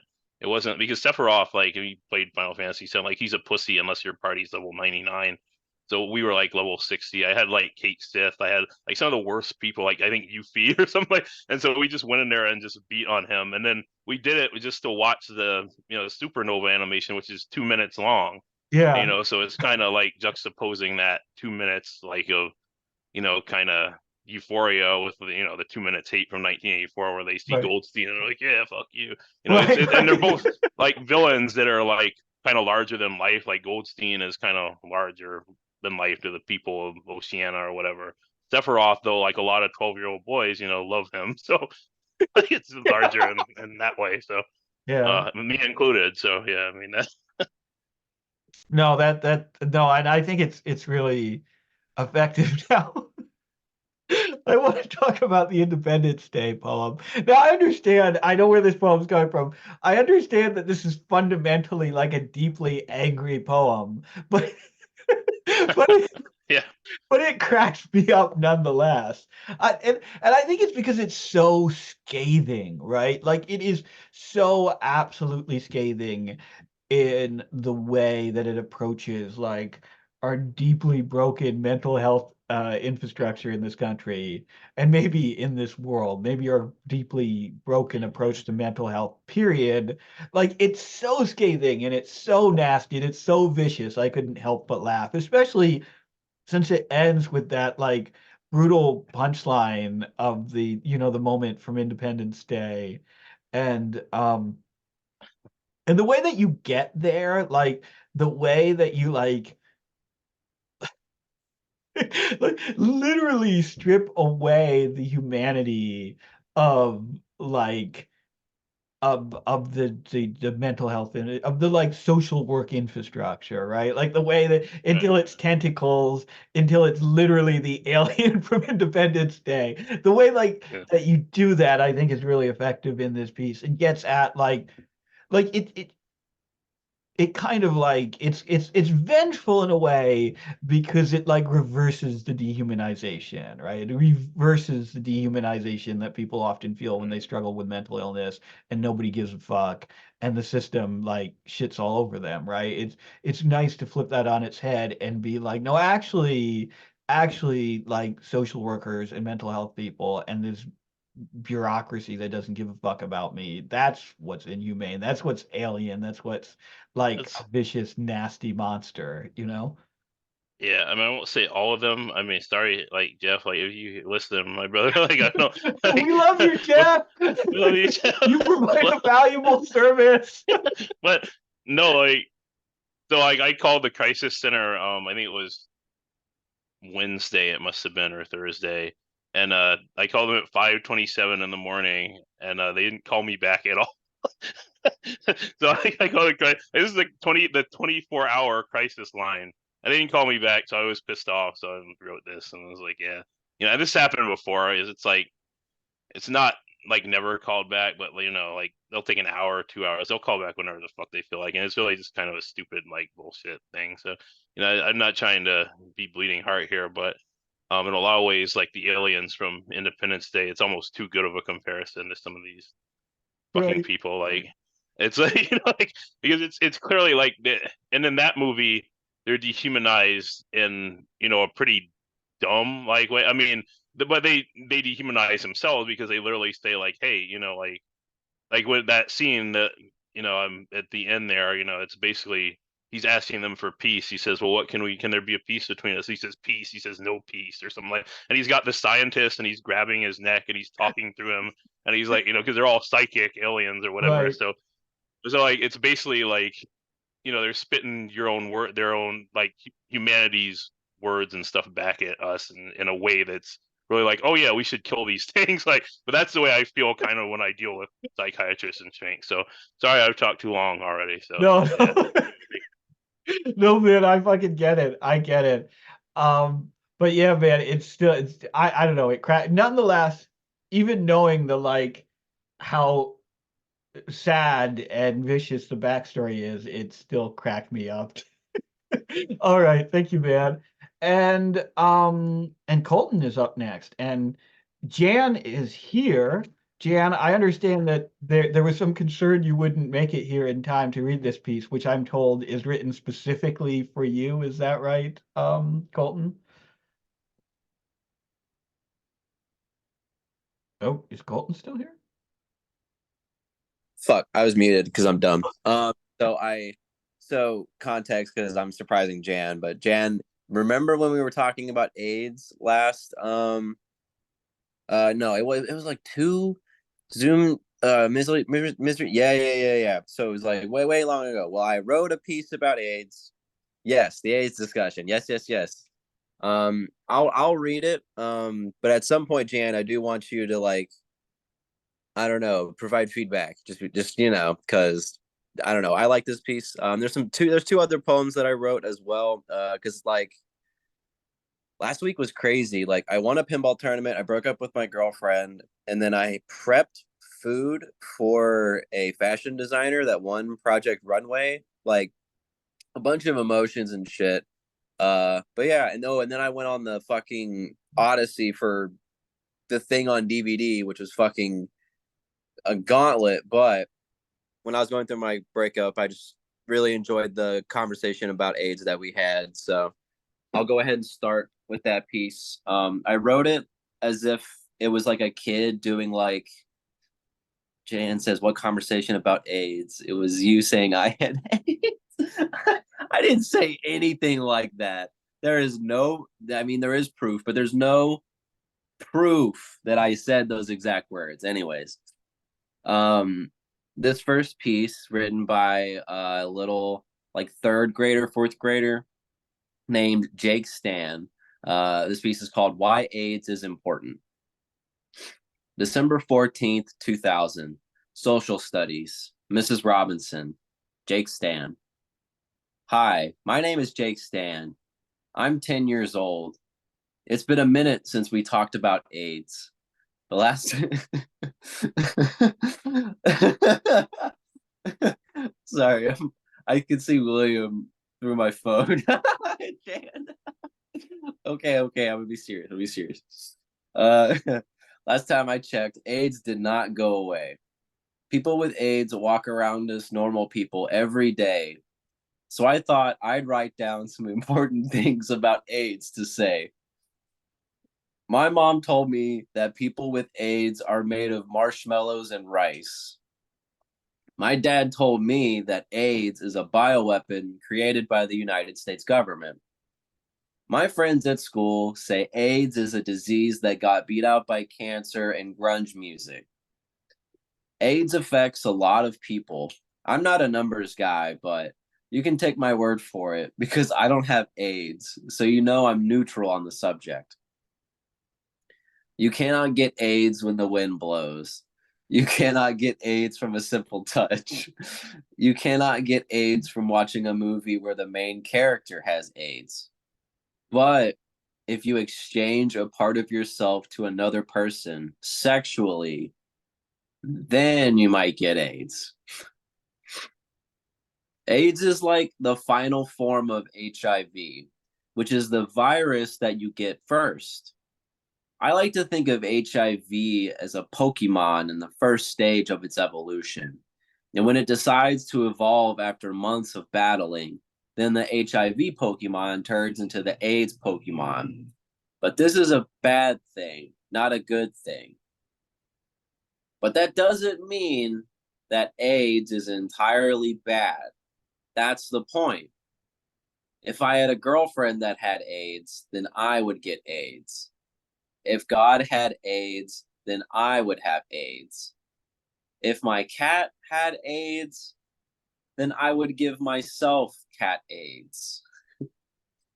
Some of my favorite people in the whole world have AIDS, like my cousin Freddie, who died a few years ago. He had AIDS, and I got his Xbox when he died, which was pretty cool. AIDS is here, but we can contain the harmful effects and the nasty stereotypes. My mom said, actually, hold on, I'm gonna this is a roller coaster. I need to get prepared here.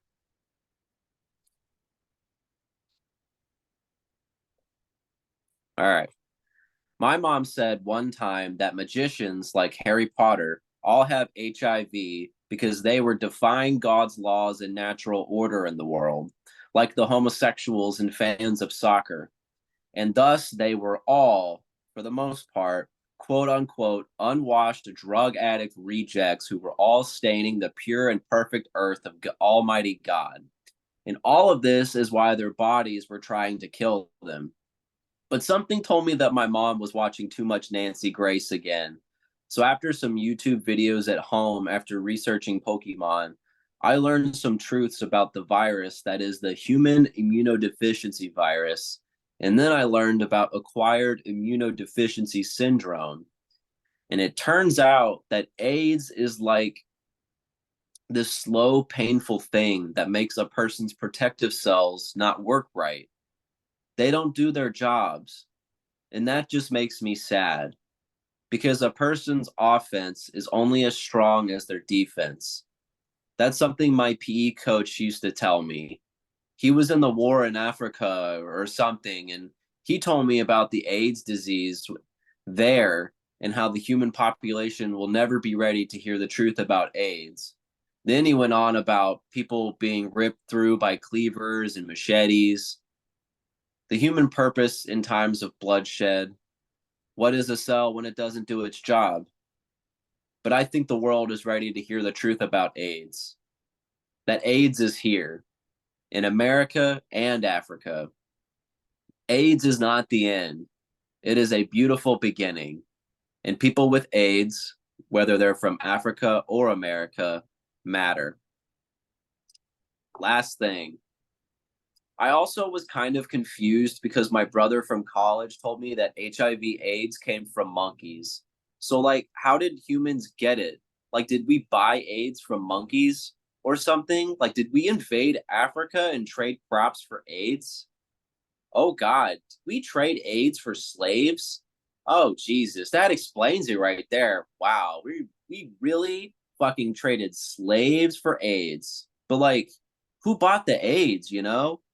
Also, where the fuck did we get the AIDS from? I don't really know. But what I do know is that when a person gets HIV, we should love them and treat them with kindness. And we should make sure they get better by not letting them be around monkeys or rare candy or have access to used needles filled with some of the finest crank you've ever put in your body. Because people with HIV/AIDS are some of the strongest, most magical people that I know. And that's all I got to say about that. The end. Okay. I love that I started off with that one. Okay, so this one's a little bit more tame. I got inspired by this piece when I was thinking about, like, before the pandemic, I worked for the library and I would hang out at the farmer's market where I would set up, like, you could, like, get a new library card or whatever. There'd be, like, little coloring activities. And so every weekend I'd color with somebody new. And fast forward now, the picture you guys see is in the bathroom of the pinball bar that I go to a lot. And somebody originally wrote Granby loves butt. And so I have had to edit every single time some motherfucker comes in with a Sharpie and adds Granby loves butt. So I have to do etc. And it fits in with the piece. And so the theme of coloring with strangers and going through a breakup, that too. So this is coloring with strangers. The post office smells like the bug exhibit at the zoo. Driving by the empty Shoney's on Summer and Sycamore View. The impossible expectations of the domesticated cynic. Sexual urges and invisible depression. Altan, roaring water, under a pickled sun. The world runs on selfless gestures. Twiggy beaks pointed at a dandelion. American trees rape my heart by penis grenade. It doesn't matter now. I'm sad. A little kid at a wedding after party stares at the tall cake with the little black and white action figures on top, but nobody is eating the cake, and they're all drinking and crying and talking and thinking about the new family and the new future and the happiness that comes with unexpected surprises. So he walks over to the middle of the dance floor as the music stops. But before the DJ can say it's time to cut the cake, the little boy shouts, "Cake! Now!" Uncovered, cooked for 2 minutes. Covered in oil, cooked for 5 minutes. 2 vultures on top of a roof. Albino pigeons and Pantene users. Hold on. You bought me super glue without knowing that I had already decided to leave you. Graham B loves butts. Graham B loves butter. Graham B loves butterfingers. Graham B loves buttered toast. Graham B loves flipper buttons. In the dark, tighter, fire starter. Inhales under your shirt. Our little toes touch. Your stomach growls into the dent in my chest. Spinner, saucer drop. Metal balls kiss rubber. Tiny hairs on your back. The warm air in your breath. Your shiny whites in our conjoined shadows. Okay, so this last piece is the like early draft of the basically like the journey I went through trying to find a DVD copy of The Thing. It was like, I don't know, like I was newly single and I was like, fuck it, I'm just gonna go around doing shit. And like in high school, I did a report on thrift stores in Memphis. So this was like this was like a senior project. It was like 2014. So like, goddamn, was that 10 years ago? Fuck me, it was. Wow. So that was 10 years ago. And it was just interesting to like go back and see all these places that I went to, and like I interviewed people, and like it was really funny. There's one guy, I was like, why are thrift stores like, what, like, are they doing good? Are they doing bad? And he was like, oh, they're bad, man. Ever since 9/11, man, everything's been fucked. So you get a lot of interesting perspectives. But anyways, this is a piece called The Thing. I didn't know what I wanted. I wanted something. I needed something.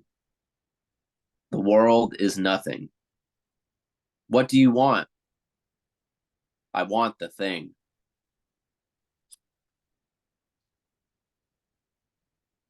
After my relationship ended, I went back to my apartment with my cat. She watched me set up her litter box. She pawed at her empty bowl beside me. I filled her water bowl up first, but then gave her half a cup of kibble. My cat looks at me as if she's making sure that I'm making the right decision. And I am, but I can't begin to understand the things that will come, or what becomes me from the inside. I couldn't be something good for her, because I'm something bad, something worse than I really know. I had never seen John Carpenter's The Thing, but I didn't want to just watch the movie. I wanted to find the movie. I wanted to own the movie. I felt like going for a drive, so I went to the video store. The only video store close to me was Game Exchange, a place that sells video games more so than DVDs. I don't play games like that. I just press B to cancel the animation. Then I heavy combo that shit out easy. The shelves of DVDs looked like an unorganized protest of culture. From around the corner came a man walking in gym shorts and a purple t-shirt. The man's belly was hanging out, his little belly button too, the whole innie, which led me to assume that the man had Asperger's and was also the manager. Ted Nugent for President sticker on the van parked outside the Mid-South Outlet store down a ways from the Superman discount market. Going into the thrift store bathroom, I look at my face. I haven't trimmed my beard in days. I'm unkempt. I have bags filled with rocks under my eyes. I'm reminded of the face of the woman in the Super Submarine Sandwich Shop sign. Goodwill aisle of Tarantino DVDs next to the World War II documentary. Every single Goodwill has a war documentary on the shelf. Every single one. 3 copies of Sex and the City Season 3. Pineapple Express. Remember yesterday when you went to that Blue City thrift store that didn't have DVDs at all? They only had CDs and multiple copies of Woody Allen books. I walked around the mall looking for FYE, and I forgot that it closed down and turned into a Foot Locker. At least the fat goths still hang around the Hot Topic. BAM thrift store had VHS tapes of older westerns and a double feature Black Eagle and Lionheart, Trolls, Bill Murray collection, Armageddon, Star Wars Clone Wars, Jackie Brown, Black Cinderella movie, book on Being Negro in America by Saunders Redding, Train to Busan, pushed from a ledge into a pool full of hooks. Almost every single game exchange that I went to had a Hooters in very close proximity to their storefront. The Best Little Whorehouse in Texas, March of the Penguins, Caddyshack, Cross of Iron, Reservoir Dogs, Saving Private Ryan. I'm an Easy Hustle, a gullible mooch. RV, another fucking copy of Taken next to another fucking copy of Tombstone. Pumping down on my car brakes is starting to hurt my leg and my knee. It's been 3 days, and now I'm outside the Barnes and Noble. By the store is a statue of a little girl with a flower over her head. Inside lies the thing. And I didn't know this yet. I was ready to give up. I was one more store away from going home. But right beside the Criterion Collection DVD section was a separate display of different classics, westerns, foreigns, Disney, horror, and critically acclaimed works of the screen. I remember seeing the words "Not Alone" carved into the wrist and forearm of Halle Berry's character, pictured on the front cover of the DVD for Gothica 2003 for the 10th time. But then I found it. A tank and a half of gas, and 50 miles later, I'd finally found the thing. And that's it. I love these, Colton. I love all 3 of these. Obviously I want to talk about the first one, but I have to save that. I have to save that. That's my reward for talking about the other 2. So I love this last one. I love the way that like you've turned the search for the thing into the search for the thing. Like the way that this piece like functions as like a larger search for meaning in a moment where your life has become fractured and where you're and it's a thing that like we all do in some ways, right? Like you go through a bad breakup, you lose a friend or a family member, you drop out of school, you do whatever, you go through some major life change, and it sets off like this larger existential question. And a lot of times we try to solve it by like creating some quest for us to go on, and right? And the fact that the quest is a search for something as trivial as a DVD copy of the thing, it's so perfect. And the way that you like balance those larger existential concerns with the like silly practical reality of trying to find the DVD in this piece is really effective, and I think really, really interesting. And you never lose sight of either half of that, right? Like it's not like the big questions, like the questions of meaning and purpose, these big existential things never like totally dwarf the search for the thing, right? For the DVD. But it's there, it's lingering in the background, and you balance it in a really effective way. That second poem, the Coloring with Strangers poem, man, that's fucking heartbreaking.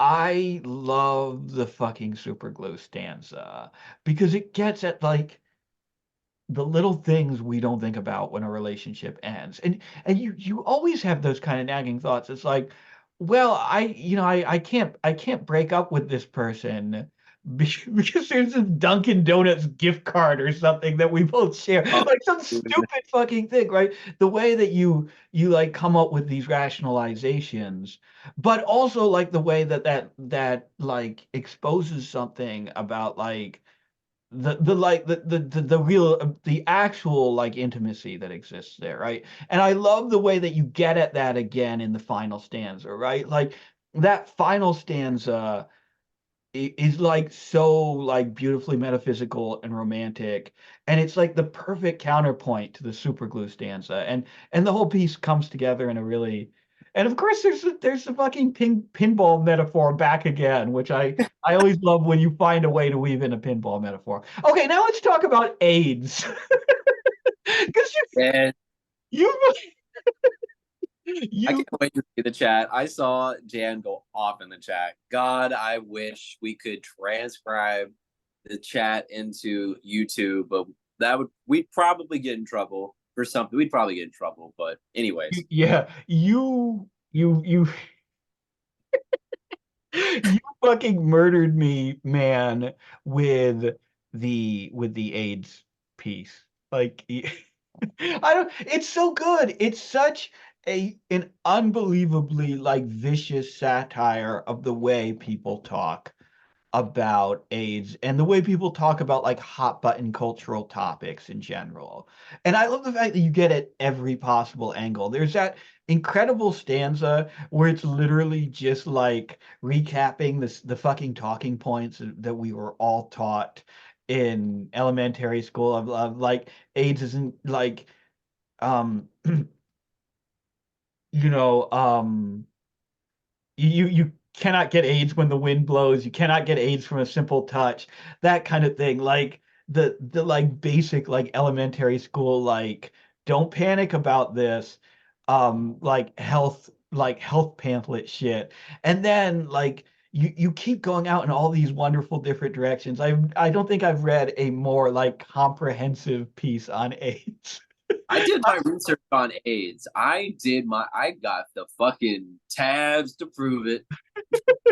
Until you arrive at that unbelievably unhinged conspiratorial paragraph where he's going off about what his mom has to say about it, and like the whole like all of the like surface niceties of this shit is just stripped away, and it's just like the pure ghastly id of the way that we think about disease. And it's very good. It's a really good fucking piece, man. And I remind you that our submission inbox is still open for another couple of days, just in case you can't think of another publication that will.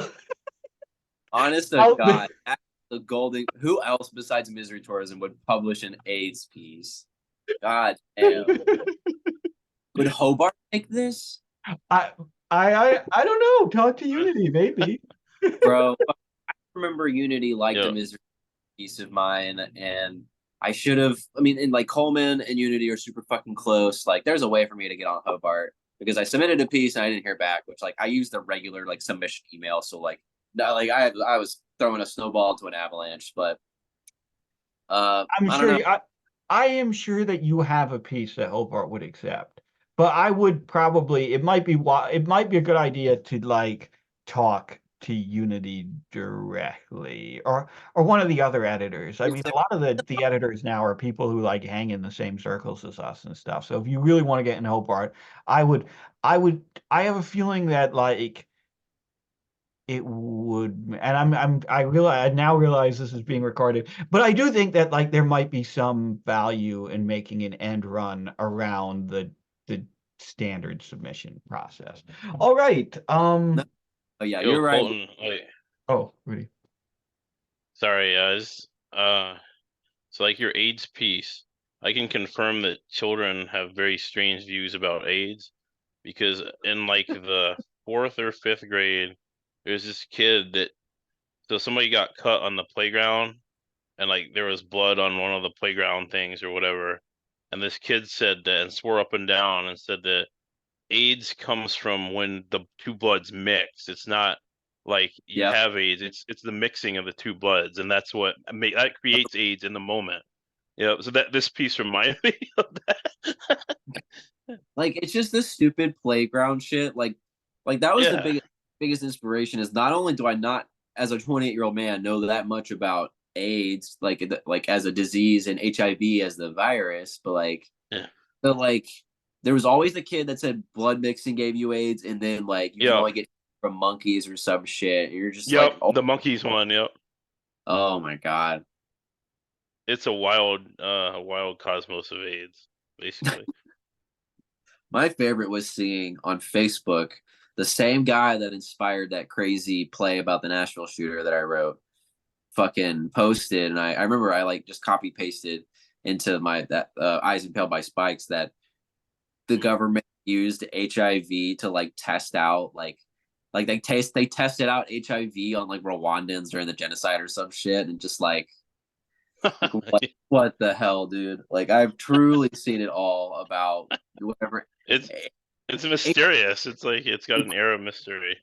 It does. Like HIV and AIDS is literally everything and anything you want it to be. Like, and I deleted a lot from this piece actually, like because I originally wrote about Magic Johnson a lot, but I don't know. I kind of like backed up a little bit. I hope I didn't like delete it, but I don't know. I mean, if you're sending it to us, know that there really is not a line that you can cross. That's very It has true. to be the uncut version. So I'm going to do something not exactly unprecedented because I've done it maybe one or two times in the past before, but I know we still have 2 readers left, but one of those readers is me, and I have a piece that we do every year on Good Friday, but it's getting a little late and my bladder is exceptionally full and I don't really want to read if I'm on the cusp of pissing myself. So I'm going to call a brief, like 5-minute intermission here, and then I will be back, and then Mark will read, and then we'll do my piece, and then we'll end the night. Sorry, guys, I will be But right you have to read if you're gonna piss yourself. You have to do that. No, we're not. What do we talk about? The astronaut. I am not Oh. going to like fucking piss my pants like an astronaut or whatever the hell. What? Nor But am I going the to like. astronauts do it. Are you I- better than the astronauts? Don't they have like paraphernalia? Don't they have like an apparatus that they within their suit? Oh, sure, yeah, but I mean, Well, I don't you have, have like- diapers. Yeah, exactly. It's all it's basically just it's like a $300 diaper. That's what it is. Well, Pretty much. I don't have a $300 diaper, and I don't piss my pants, so I'll be back in 5 minutes. It's the Robert Downey Jr. Iron Man suit that has the urine recycling device. Yes. Okay, if you watch Oh. Iron Man 2, it Yes. like recycles and filters his urine. So that's Damn. not Imagine that- astronauts though. Oh, okay, gotcha. That's See, Iron imagine Man. that. Now the suit in Iron Man is intelligent, so like, that must be a little weird for the suit? I think it's intelligent anyway. It's controlled by that AI thing, so that must be a Right, little weird. right. It's like Raises some questions. it can do a lot of stuff. Yeah. Oh yeah. No. You know, I thought that piece about AIDS was an absolute hoot, Colton. That was You know, insane, dude. that was like so fucking funny, man.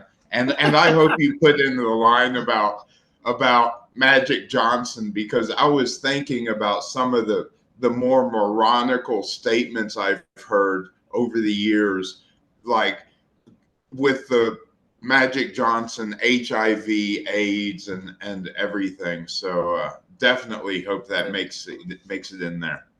The tie-in was when I was writing about like the kid's mom thinks that like people with magic have HIV. I was gonna do like Harry Potter, people like Magic Johnson, and then I just Oh man.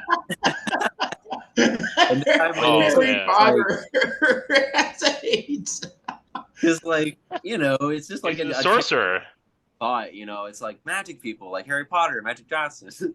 Oh man, that's so good. Fuck. Oh God, I just, you know, I like People who go against God, you know, people who practice magic, you know. Yeah, sorcerers and shit. Yeah. expand this shit, man. Like there's so much room. But like I'm on a budget. This is the first time in my life that I'm on a deadline to write a piece about AIDS for potentially misery. This is Fuck yeah, fucked dude. up. I mean, I'm for it. This is, you know, a unique challenge for me, and I accept it. But like, I mean, you know, you overcame the thing, Odyssey. You know, keep I going. overcame the thing, Odyssey, but now I have to fucking overcome this stupid TV. I have to TV. see the TV somehow. I feel like a crackhead. Dude. I'm like, I gotta get a TV. I gotta watch the thing. All this, I went all over town, man. Have to write about AIDS. Have to meet a deadline. Yeah, man. I need to. Dude, I'm gonna have to write this at a coffee shop, and I'm gonna have to be on like the lowest brightness setting for my laptop, so that nobody sees me writing about AIDS. No way. See, you should turn it up and like basically really publicly write it. Like, yeah, like, hey, like, Oh, yo. big like You know, like in 144 font. Right. Or- It's like that Wesley Willis video where he's like, what are you doing? It's like, oh, I'm just writing a rhyme or whatever. And he's got like donkey dick. It's like, yeah, they suck a camel's dick, suck a camel's ass or whatever. And he's just doing this on a public computer. Like, that's how I imagine Colton. Coffee shop. dude. I like the speech to text that I saw in the chat. Oh yeah, speech to text. Hell yeah. God, like AI Like voice. you're just dictating. Yeah. Just pretend like it's not That's a really good idea, Mark. like what is this? What's going on? Yeah. Oh my god. I could do it. I could be kicked out of You a can. coffee shop. I have there's so many. Man.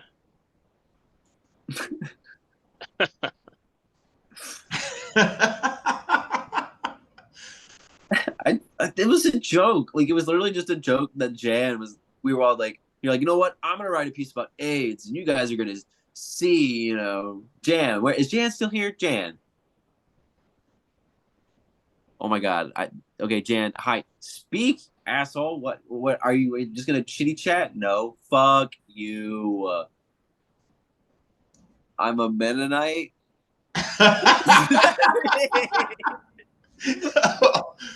Oh. I want my voice recorded. What does that go against the fucking code? It will take his soul. It will steal his soul. And I mean, he can tell because like all of us have obviously had our souls stolen already, right?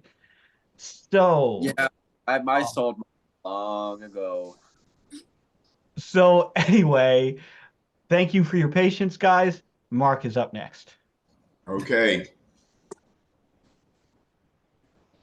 Yes, I'm pretty sure everyone can hear me because I've been shooting the breeze. I'm going to read 3 poems tonight. The first poem is titled Leaf Pile, Particle Board, Indent, Walking It Off. A head-on collision in the median ditch left me a Titanic hood ornament, swan diving over my pickup's front end, arms and legs akimbo, my eyes blue safety glass spider crack shrink wrapped, tint from the laminate, bluing the spires of some conifers high on a ridge where the road engineers blasted through limestone, the trees coming closer and spinning like vertical columns of side brushes car washes use, or dervishes dressed up in foam-fingered fringed ghillie suits. When I finally come to rest, like a paratrooper, my silk parachute canopy snagged in the canopy branches, I'm trussed and suspended in harness, thick nylon straps cleaving numb buttocks still buzzed with nerve damage. The ground might as well be a mile down. Perfect end to the floor routine of my dreams, so close. I stuck something all right, but it wasn't the landing. Plunged in the petrified stew of prehistory, core sampled by drilling or auger, a stake driven through the heart of this vampire that's time, by a hand of a vampire who hunts vampires. I can feel the sensations below diffusing and wicking away like reverse capillarity, second and third generations of roots grown off the taproot a mandrake produces to anthropomorphic effect, where the semen was spilled by the hanging of innocent men, but gravity's promise deferred, and walking it off by walking in place. I just swivel around like a spindle with fins, agitate ghosts of the bivalves, crustaceans, cephalopods, suspended like fossils in air that is thicker than gelatin. One more ingredient added to stock, flavored with orange zest, fennel, and saffron, the main attraction in someone's ectoplasmic bouillabaisse.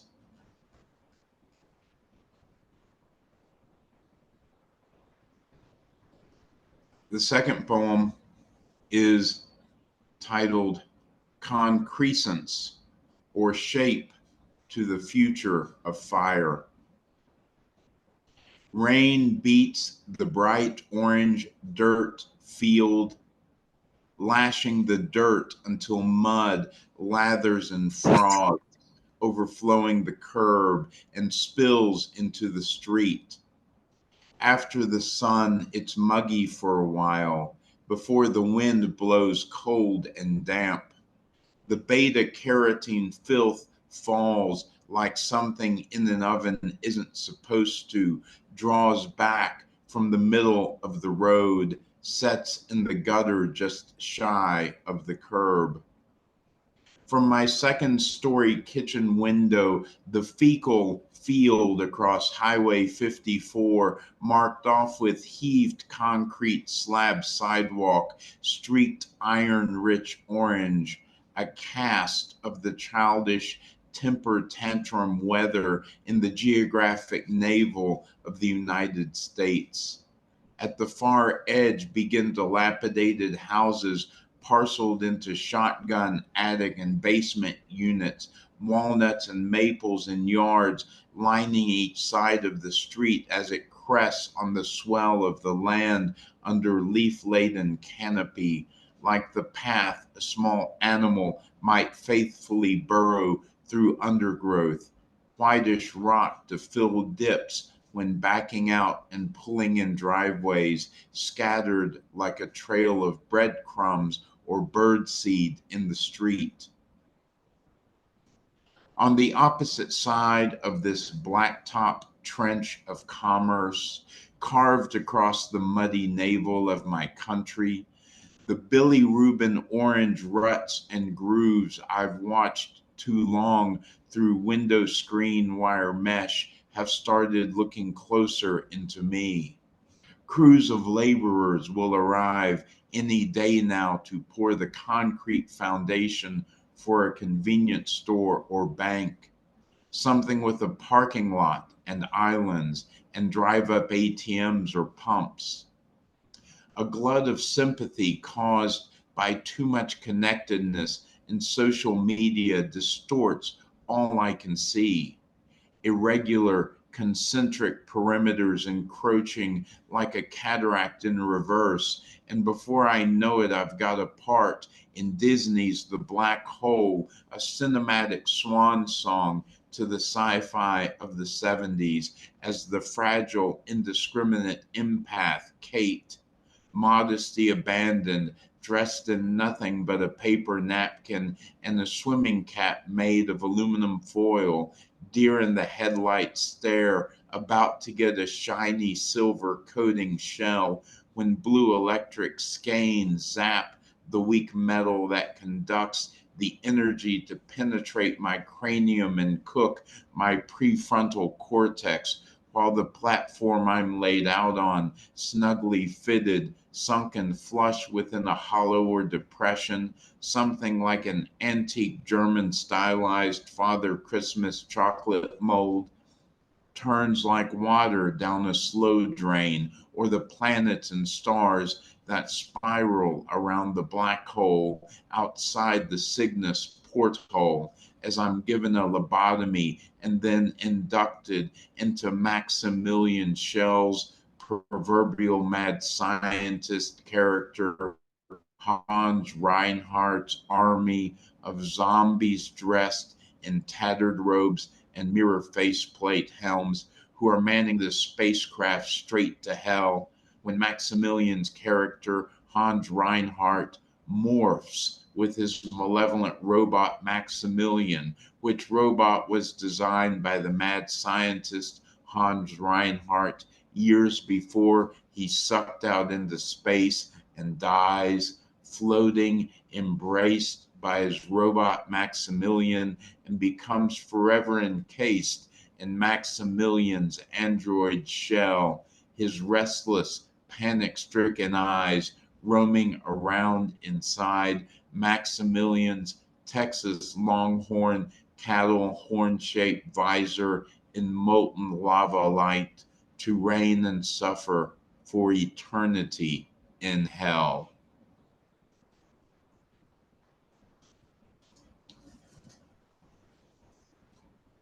The last poem needs a little bit of preface.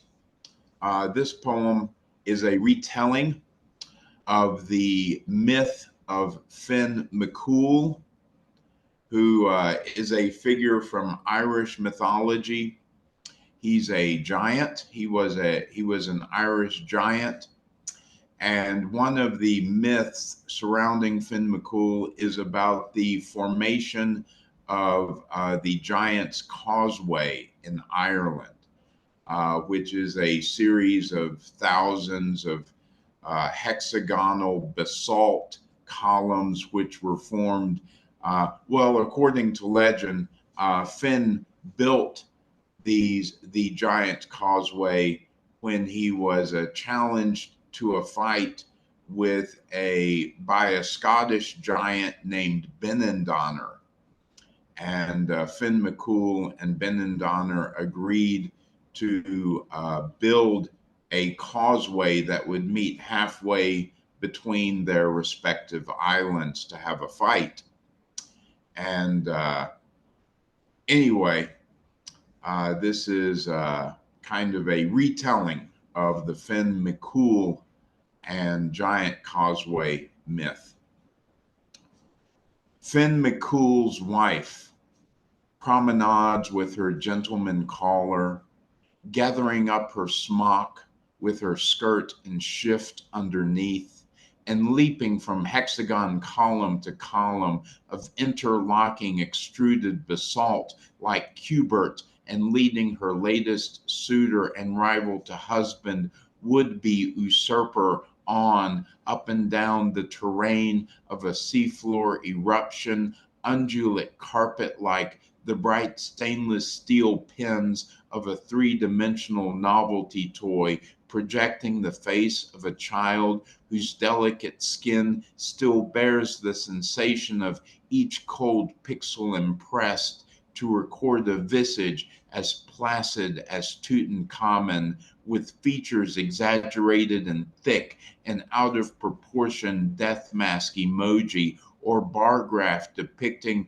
the geothermal event that occurred eons ago, far below, under the breakers, bequeathing a family heirloom abounding and teeming with fossil remains of bivalve, crustacean, and cephalopod exoskeletons.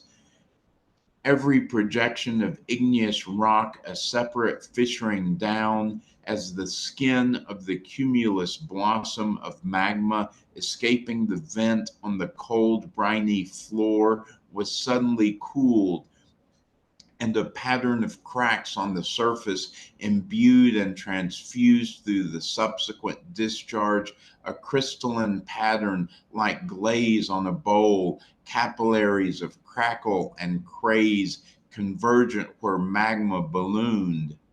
The magma becoming mama, who feeds infant Finn, fluffy like griddle cakes, fresh right out of the pan, adult and unwitting, infantile cosplayer Finn, dressed in a onesie and swaddled in blankets, no chipped teeth for Finn, his wife Una leading the men who show up in groups or in tandem, all the way out to the end of her husband's unfinished project, which became her project, the Giant's Causeway. No more nagging for Finn.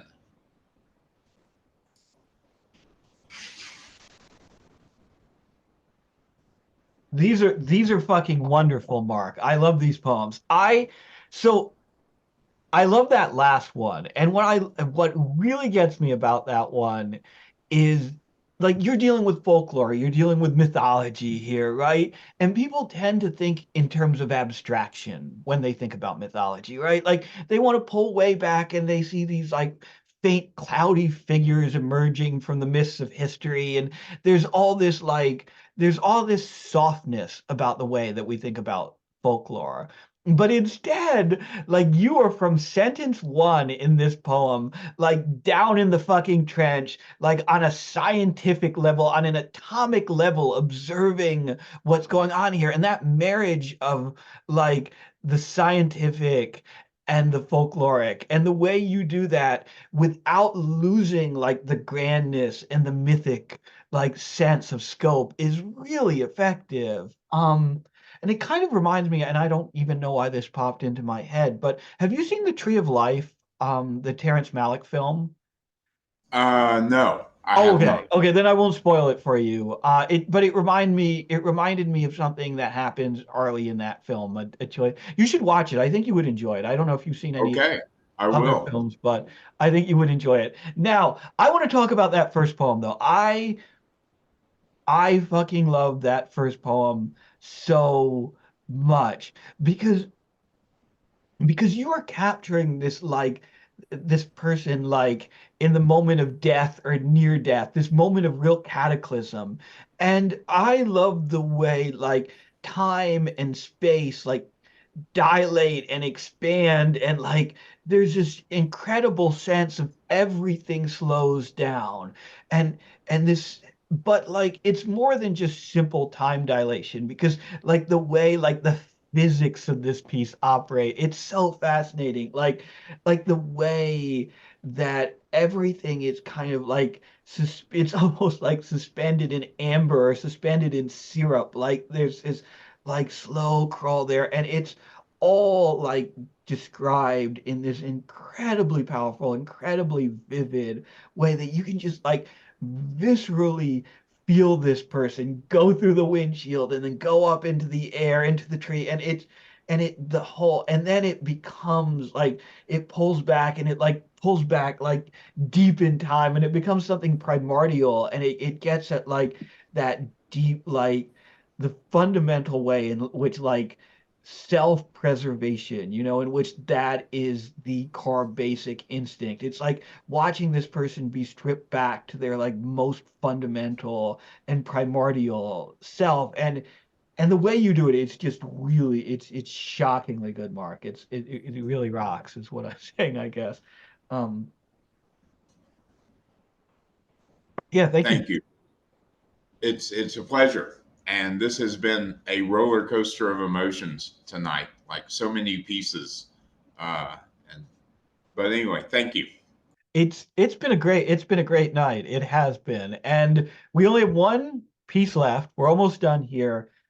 Um, I'm going to read tonight, and most of you have been here before on a Good Friday, so there's a piece that I read every Good Friday, that I wrote years and years ago, but it's become kind of a tradition. This is, I think, the fifth time I'm going to be doing this, because the first time I read it was in 2020 during one of the expat plague readings before Misery Loves Company even started. So, um, but so it's this kind of passion play thing for Good Friday, but there's an actual like play element, and I need to assign roles because I'm not going it would be super awkward and super weird for me to speak for all of the characters. So I think there are 8 roles here, including the narrator. I'll be the narrator. I'll handle the stage directions. Rudy, will you be Jesus this year? Yes. Yes, okay. Rudy will be Jesus. So I think Oh, well, let me see if it will let me type in the document. There we go. So I believe that leaves 1, 2, 3, 4, 5. I need 6 disciples. We've got 14 people here. Who wants to be one of the disciples? So, you already know I'm in. Okay. Brandon, who do you want to be? So we've got James, Peter, Philip. You know what, Brandon? I'm going to make you Simon Peter this time. How about that? That works. I need a person capable of being angry for James. I would have given this to Brandon, but also you not only have to be angry, you have to say a single slur. So I need somebody who's angry and willing to say a slur. And I didn't think Brandon would say the slur. So, Mark, can you be angry and say a slur? Oh, I can be angry and say a slur. Yeah, Amazing. Okay. right on. Mark, you are James. So I need a Philip, a Thomas, an Andrew, and a Matthew. Uh, okay, Colton, who do you want to be, Colton? I don't know. Let's see. So, do you want a larger part or a smaller part? I can do a larger part. I'm for it. Okay, then I'm making you Thomas. Nice. So we needed Philip and Andrew and a Matthew. And Andrew is a really small part. So if you're afraid I'm going to try to call on you and assign you something and you want a really small one, now would be the time to volunteer because I am going to just start throwing parts at people in a second here. I'll be somebody as long as it's not sacrilegious. Why don't Jesse, why don't I give, you know what? Actually, Jesse, I'm going to give you Matthew because Okay, great. I like Matthew. that's the My least favorite- my favorite sacrilegious book. one, and I think it'd be a good fit for you. So I need a Philip and an Andrew. These are both relatively small roles. Andrew I think only has one line or something. Derek Main, are you with us, Derek? Are you lucid?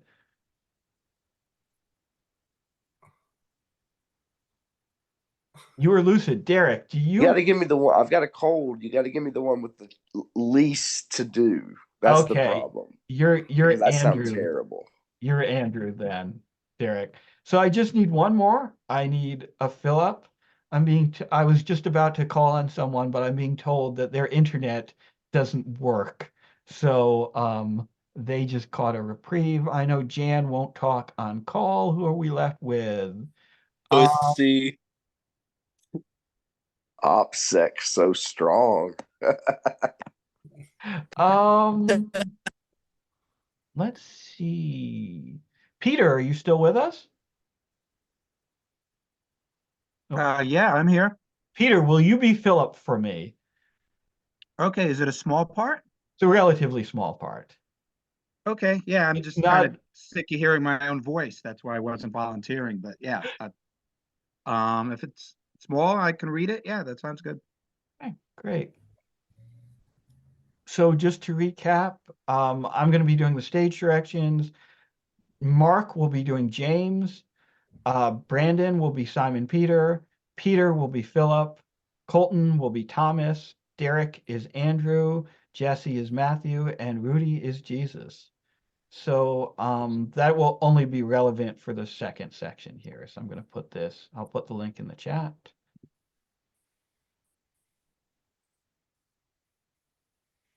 Okay, bear with me here. I haven't read on here for a long time, so I'm rusty.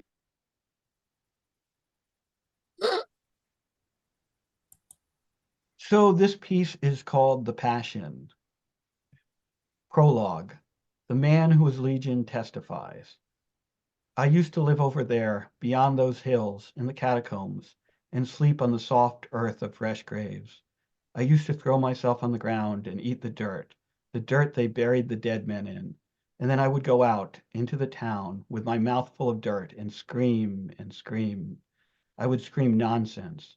I would scream words that no man understood, that I myself did not understand, until the man of the village came and chased me back to the tombs with sticks. But now I have only one story to tell. I can tell the story of my deliverance. From today until the day I die, I must tell every man who I meet about how I was saved, because that's what he asked me to do. Go, he said, and tell them how much I have done for you. He will let me do nothing else. Even if I wanted to disobey, I could not, because my mind is sterile. I have not had an original thought since the spirits left me. Some nights I go out and swim in the water off of the cliffs, in the same bay where the pigs threw themselves and drowned, and I will open my mouth underwater and swallow as much of the sea as I can. Where else could my demons have gone, after all, but into the water? I do not think they could have drowned. But it is no use. I am sane now. My mind is quiet, and I would wish to die, but he has also given me the gift of eternal life. Okay, this next section is called Thursday, Gethsemane. A dry and uncomfortably warm spring evening in Jerusalem, soon after dusk. Following a cheap meal, Jesus and his disciples have gathered in the garden at the base of the Mount of Olives and intend to spend the night there. Jesus has taken Simon Peter aside and is speaking quietly to him alone. The other disciples are seated on the ground, watching the conversation. They say nothing to each other and are obviously straining to hear what is being said. But even in the stale, windless air, the words are too soft to reach their ears. Eventually, Jesus, visibly distressed, turns away and walks into the trees and out of sight, while Simon Peter throws his hands up in an exaggerated display of frustration and returns to the others. What was that about? More prima donna bullshit? He says I've rejected him, or I'm going to reject him. Apparently I'm not loyal. Not really. After all this fucking time, all these nights, sleeping on the ground, the lepers, the whores, that shit with the pigs, after all of it, now I'm not trustworthy. I watched him throw that hissy fit in the temple, make an ass of himself and all of us at the holiest of all holy places, and I didn't say a word. You saw me. There he was, ranting and raving in front of the priests, of the elders, in front of the women, in front of children, and with that whip, that weapon in his hands, and I didn't even gasp. I didn't say, okay, buddy, calm down, you're making a scene. I didn't do what I should have done, what every ounce of my dignity and good sense was begging me to do, and say, you know what, screw this, and then just walk off then and there. No, I stood right by his side like a moron, and now, fuck me, I'm another traitor, I guess. Yeah, another. Several of the disciples laugh at this. Andrew spits on the ground. Judas had the right idea. Just get up and walk off. Don't even say anything. He was cool about it too. So collected. That bastard would have really been drinking his own blood if he had called me a traitor right there at the table in front of everyone. What was all that about anyway? The cannibalism stuff, I mean. Isn't it obvious? We're all parasites. We're literally eating him alive. Hungry ticks hanging off his immaculate body. Literal fucking ticks, fleas and bed bugs, every one of us. While they speak, John lies down. He stares absently at the starless sky, oblivious to the conversation around him, and eventually falls asleep. I don't know. I thought maybe he was threatening to kill himself. It wasn't what he said exactly, but the tone he used. There was something so, like fatalistic about the whole thing. And now he's off crying somewhere. You saw his face a minute ago. He's unhinged. And he always seems so, well, not fragile, but insecure. Like he distrusts himself. Like even he is afraid of what he'll do next. Manipulative. That's what he is. You don't threaten to kill yourself. You do it or you don't. When you talk about your own death that way, you're trying to get something out of someone. It's conniving. It's what you do when you want something, but you're too cowardly or weak to ask. Or you know the other person won't give it willingly. It's some real faggot shit, is what it is. Matthew has been listening intently. Excuse me. Matthew has been listening silently but intently to this conversation. His expression, as usual, is serious but sadder than at dinner. When he does speak, he sounds weary, exhausted. I don't know. Sometimes I wonder if I'm a sucker. The humiliation of being a tax collector isn't exactly like they say. Nobody was spitting on me in the street. Nobody threw any stones. No, it's more like this sort of quiet condescension that follows you around. The subtle clucking in people's tones.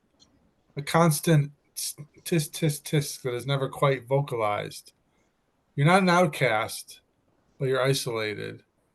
And when you feel that way, to have someone approach you, to have someone choose you and outright say, "Come with me," it's vindicating. It's thrilling.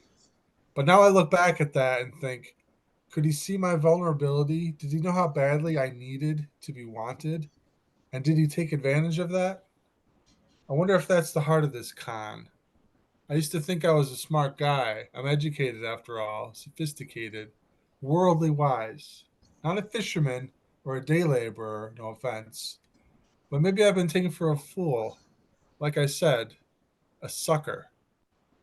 A tool. No, pussies. That's what we are. Because we're still sitting here bitching like we always do. Just like last night, tomorrow morning we'll get up and follow him into some new fiasco. And tomorrow night we'll be sitting here or somewhere else on the bare, dirty ground again, bitching. Maybe. Oh God, here he comes. The disciples quickly lay down and pretend they're asleep. Enter Jesus, unkempt, his face stained with tears. You sleep? You couldn't stay awake with me for 1 hour? Get up, look. Enter Judas, followed by a crowd. The next section is Friday, the Good Thief in Paradise. I didn't know him before they strung him up next to me. I had never heard his name mentioned. I have no interest in politics or religion. Prophets and revolutionaries are born losers. They are caught in a vicious cycle.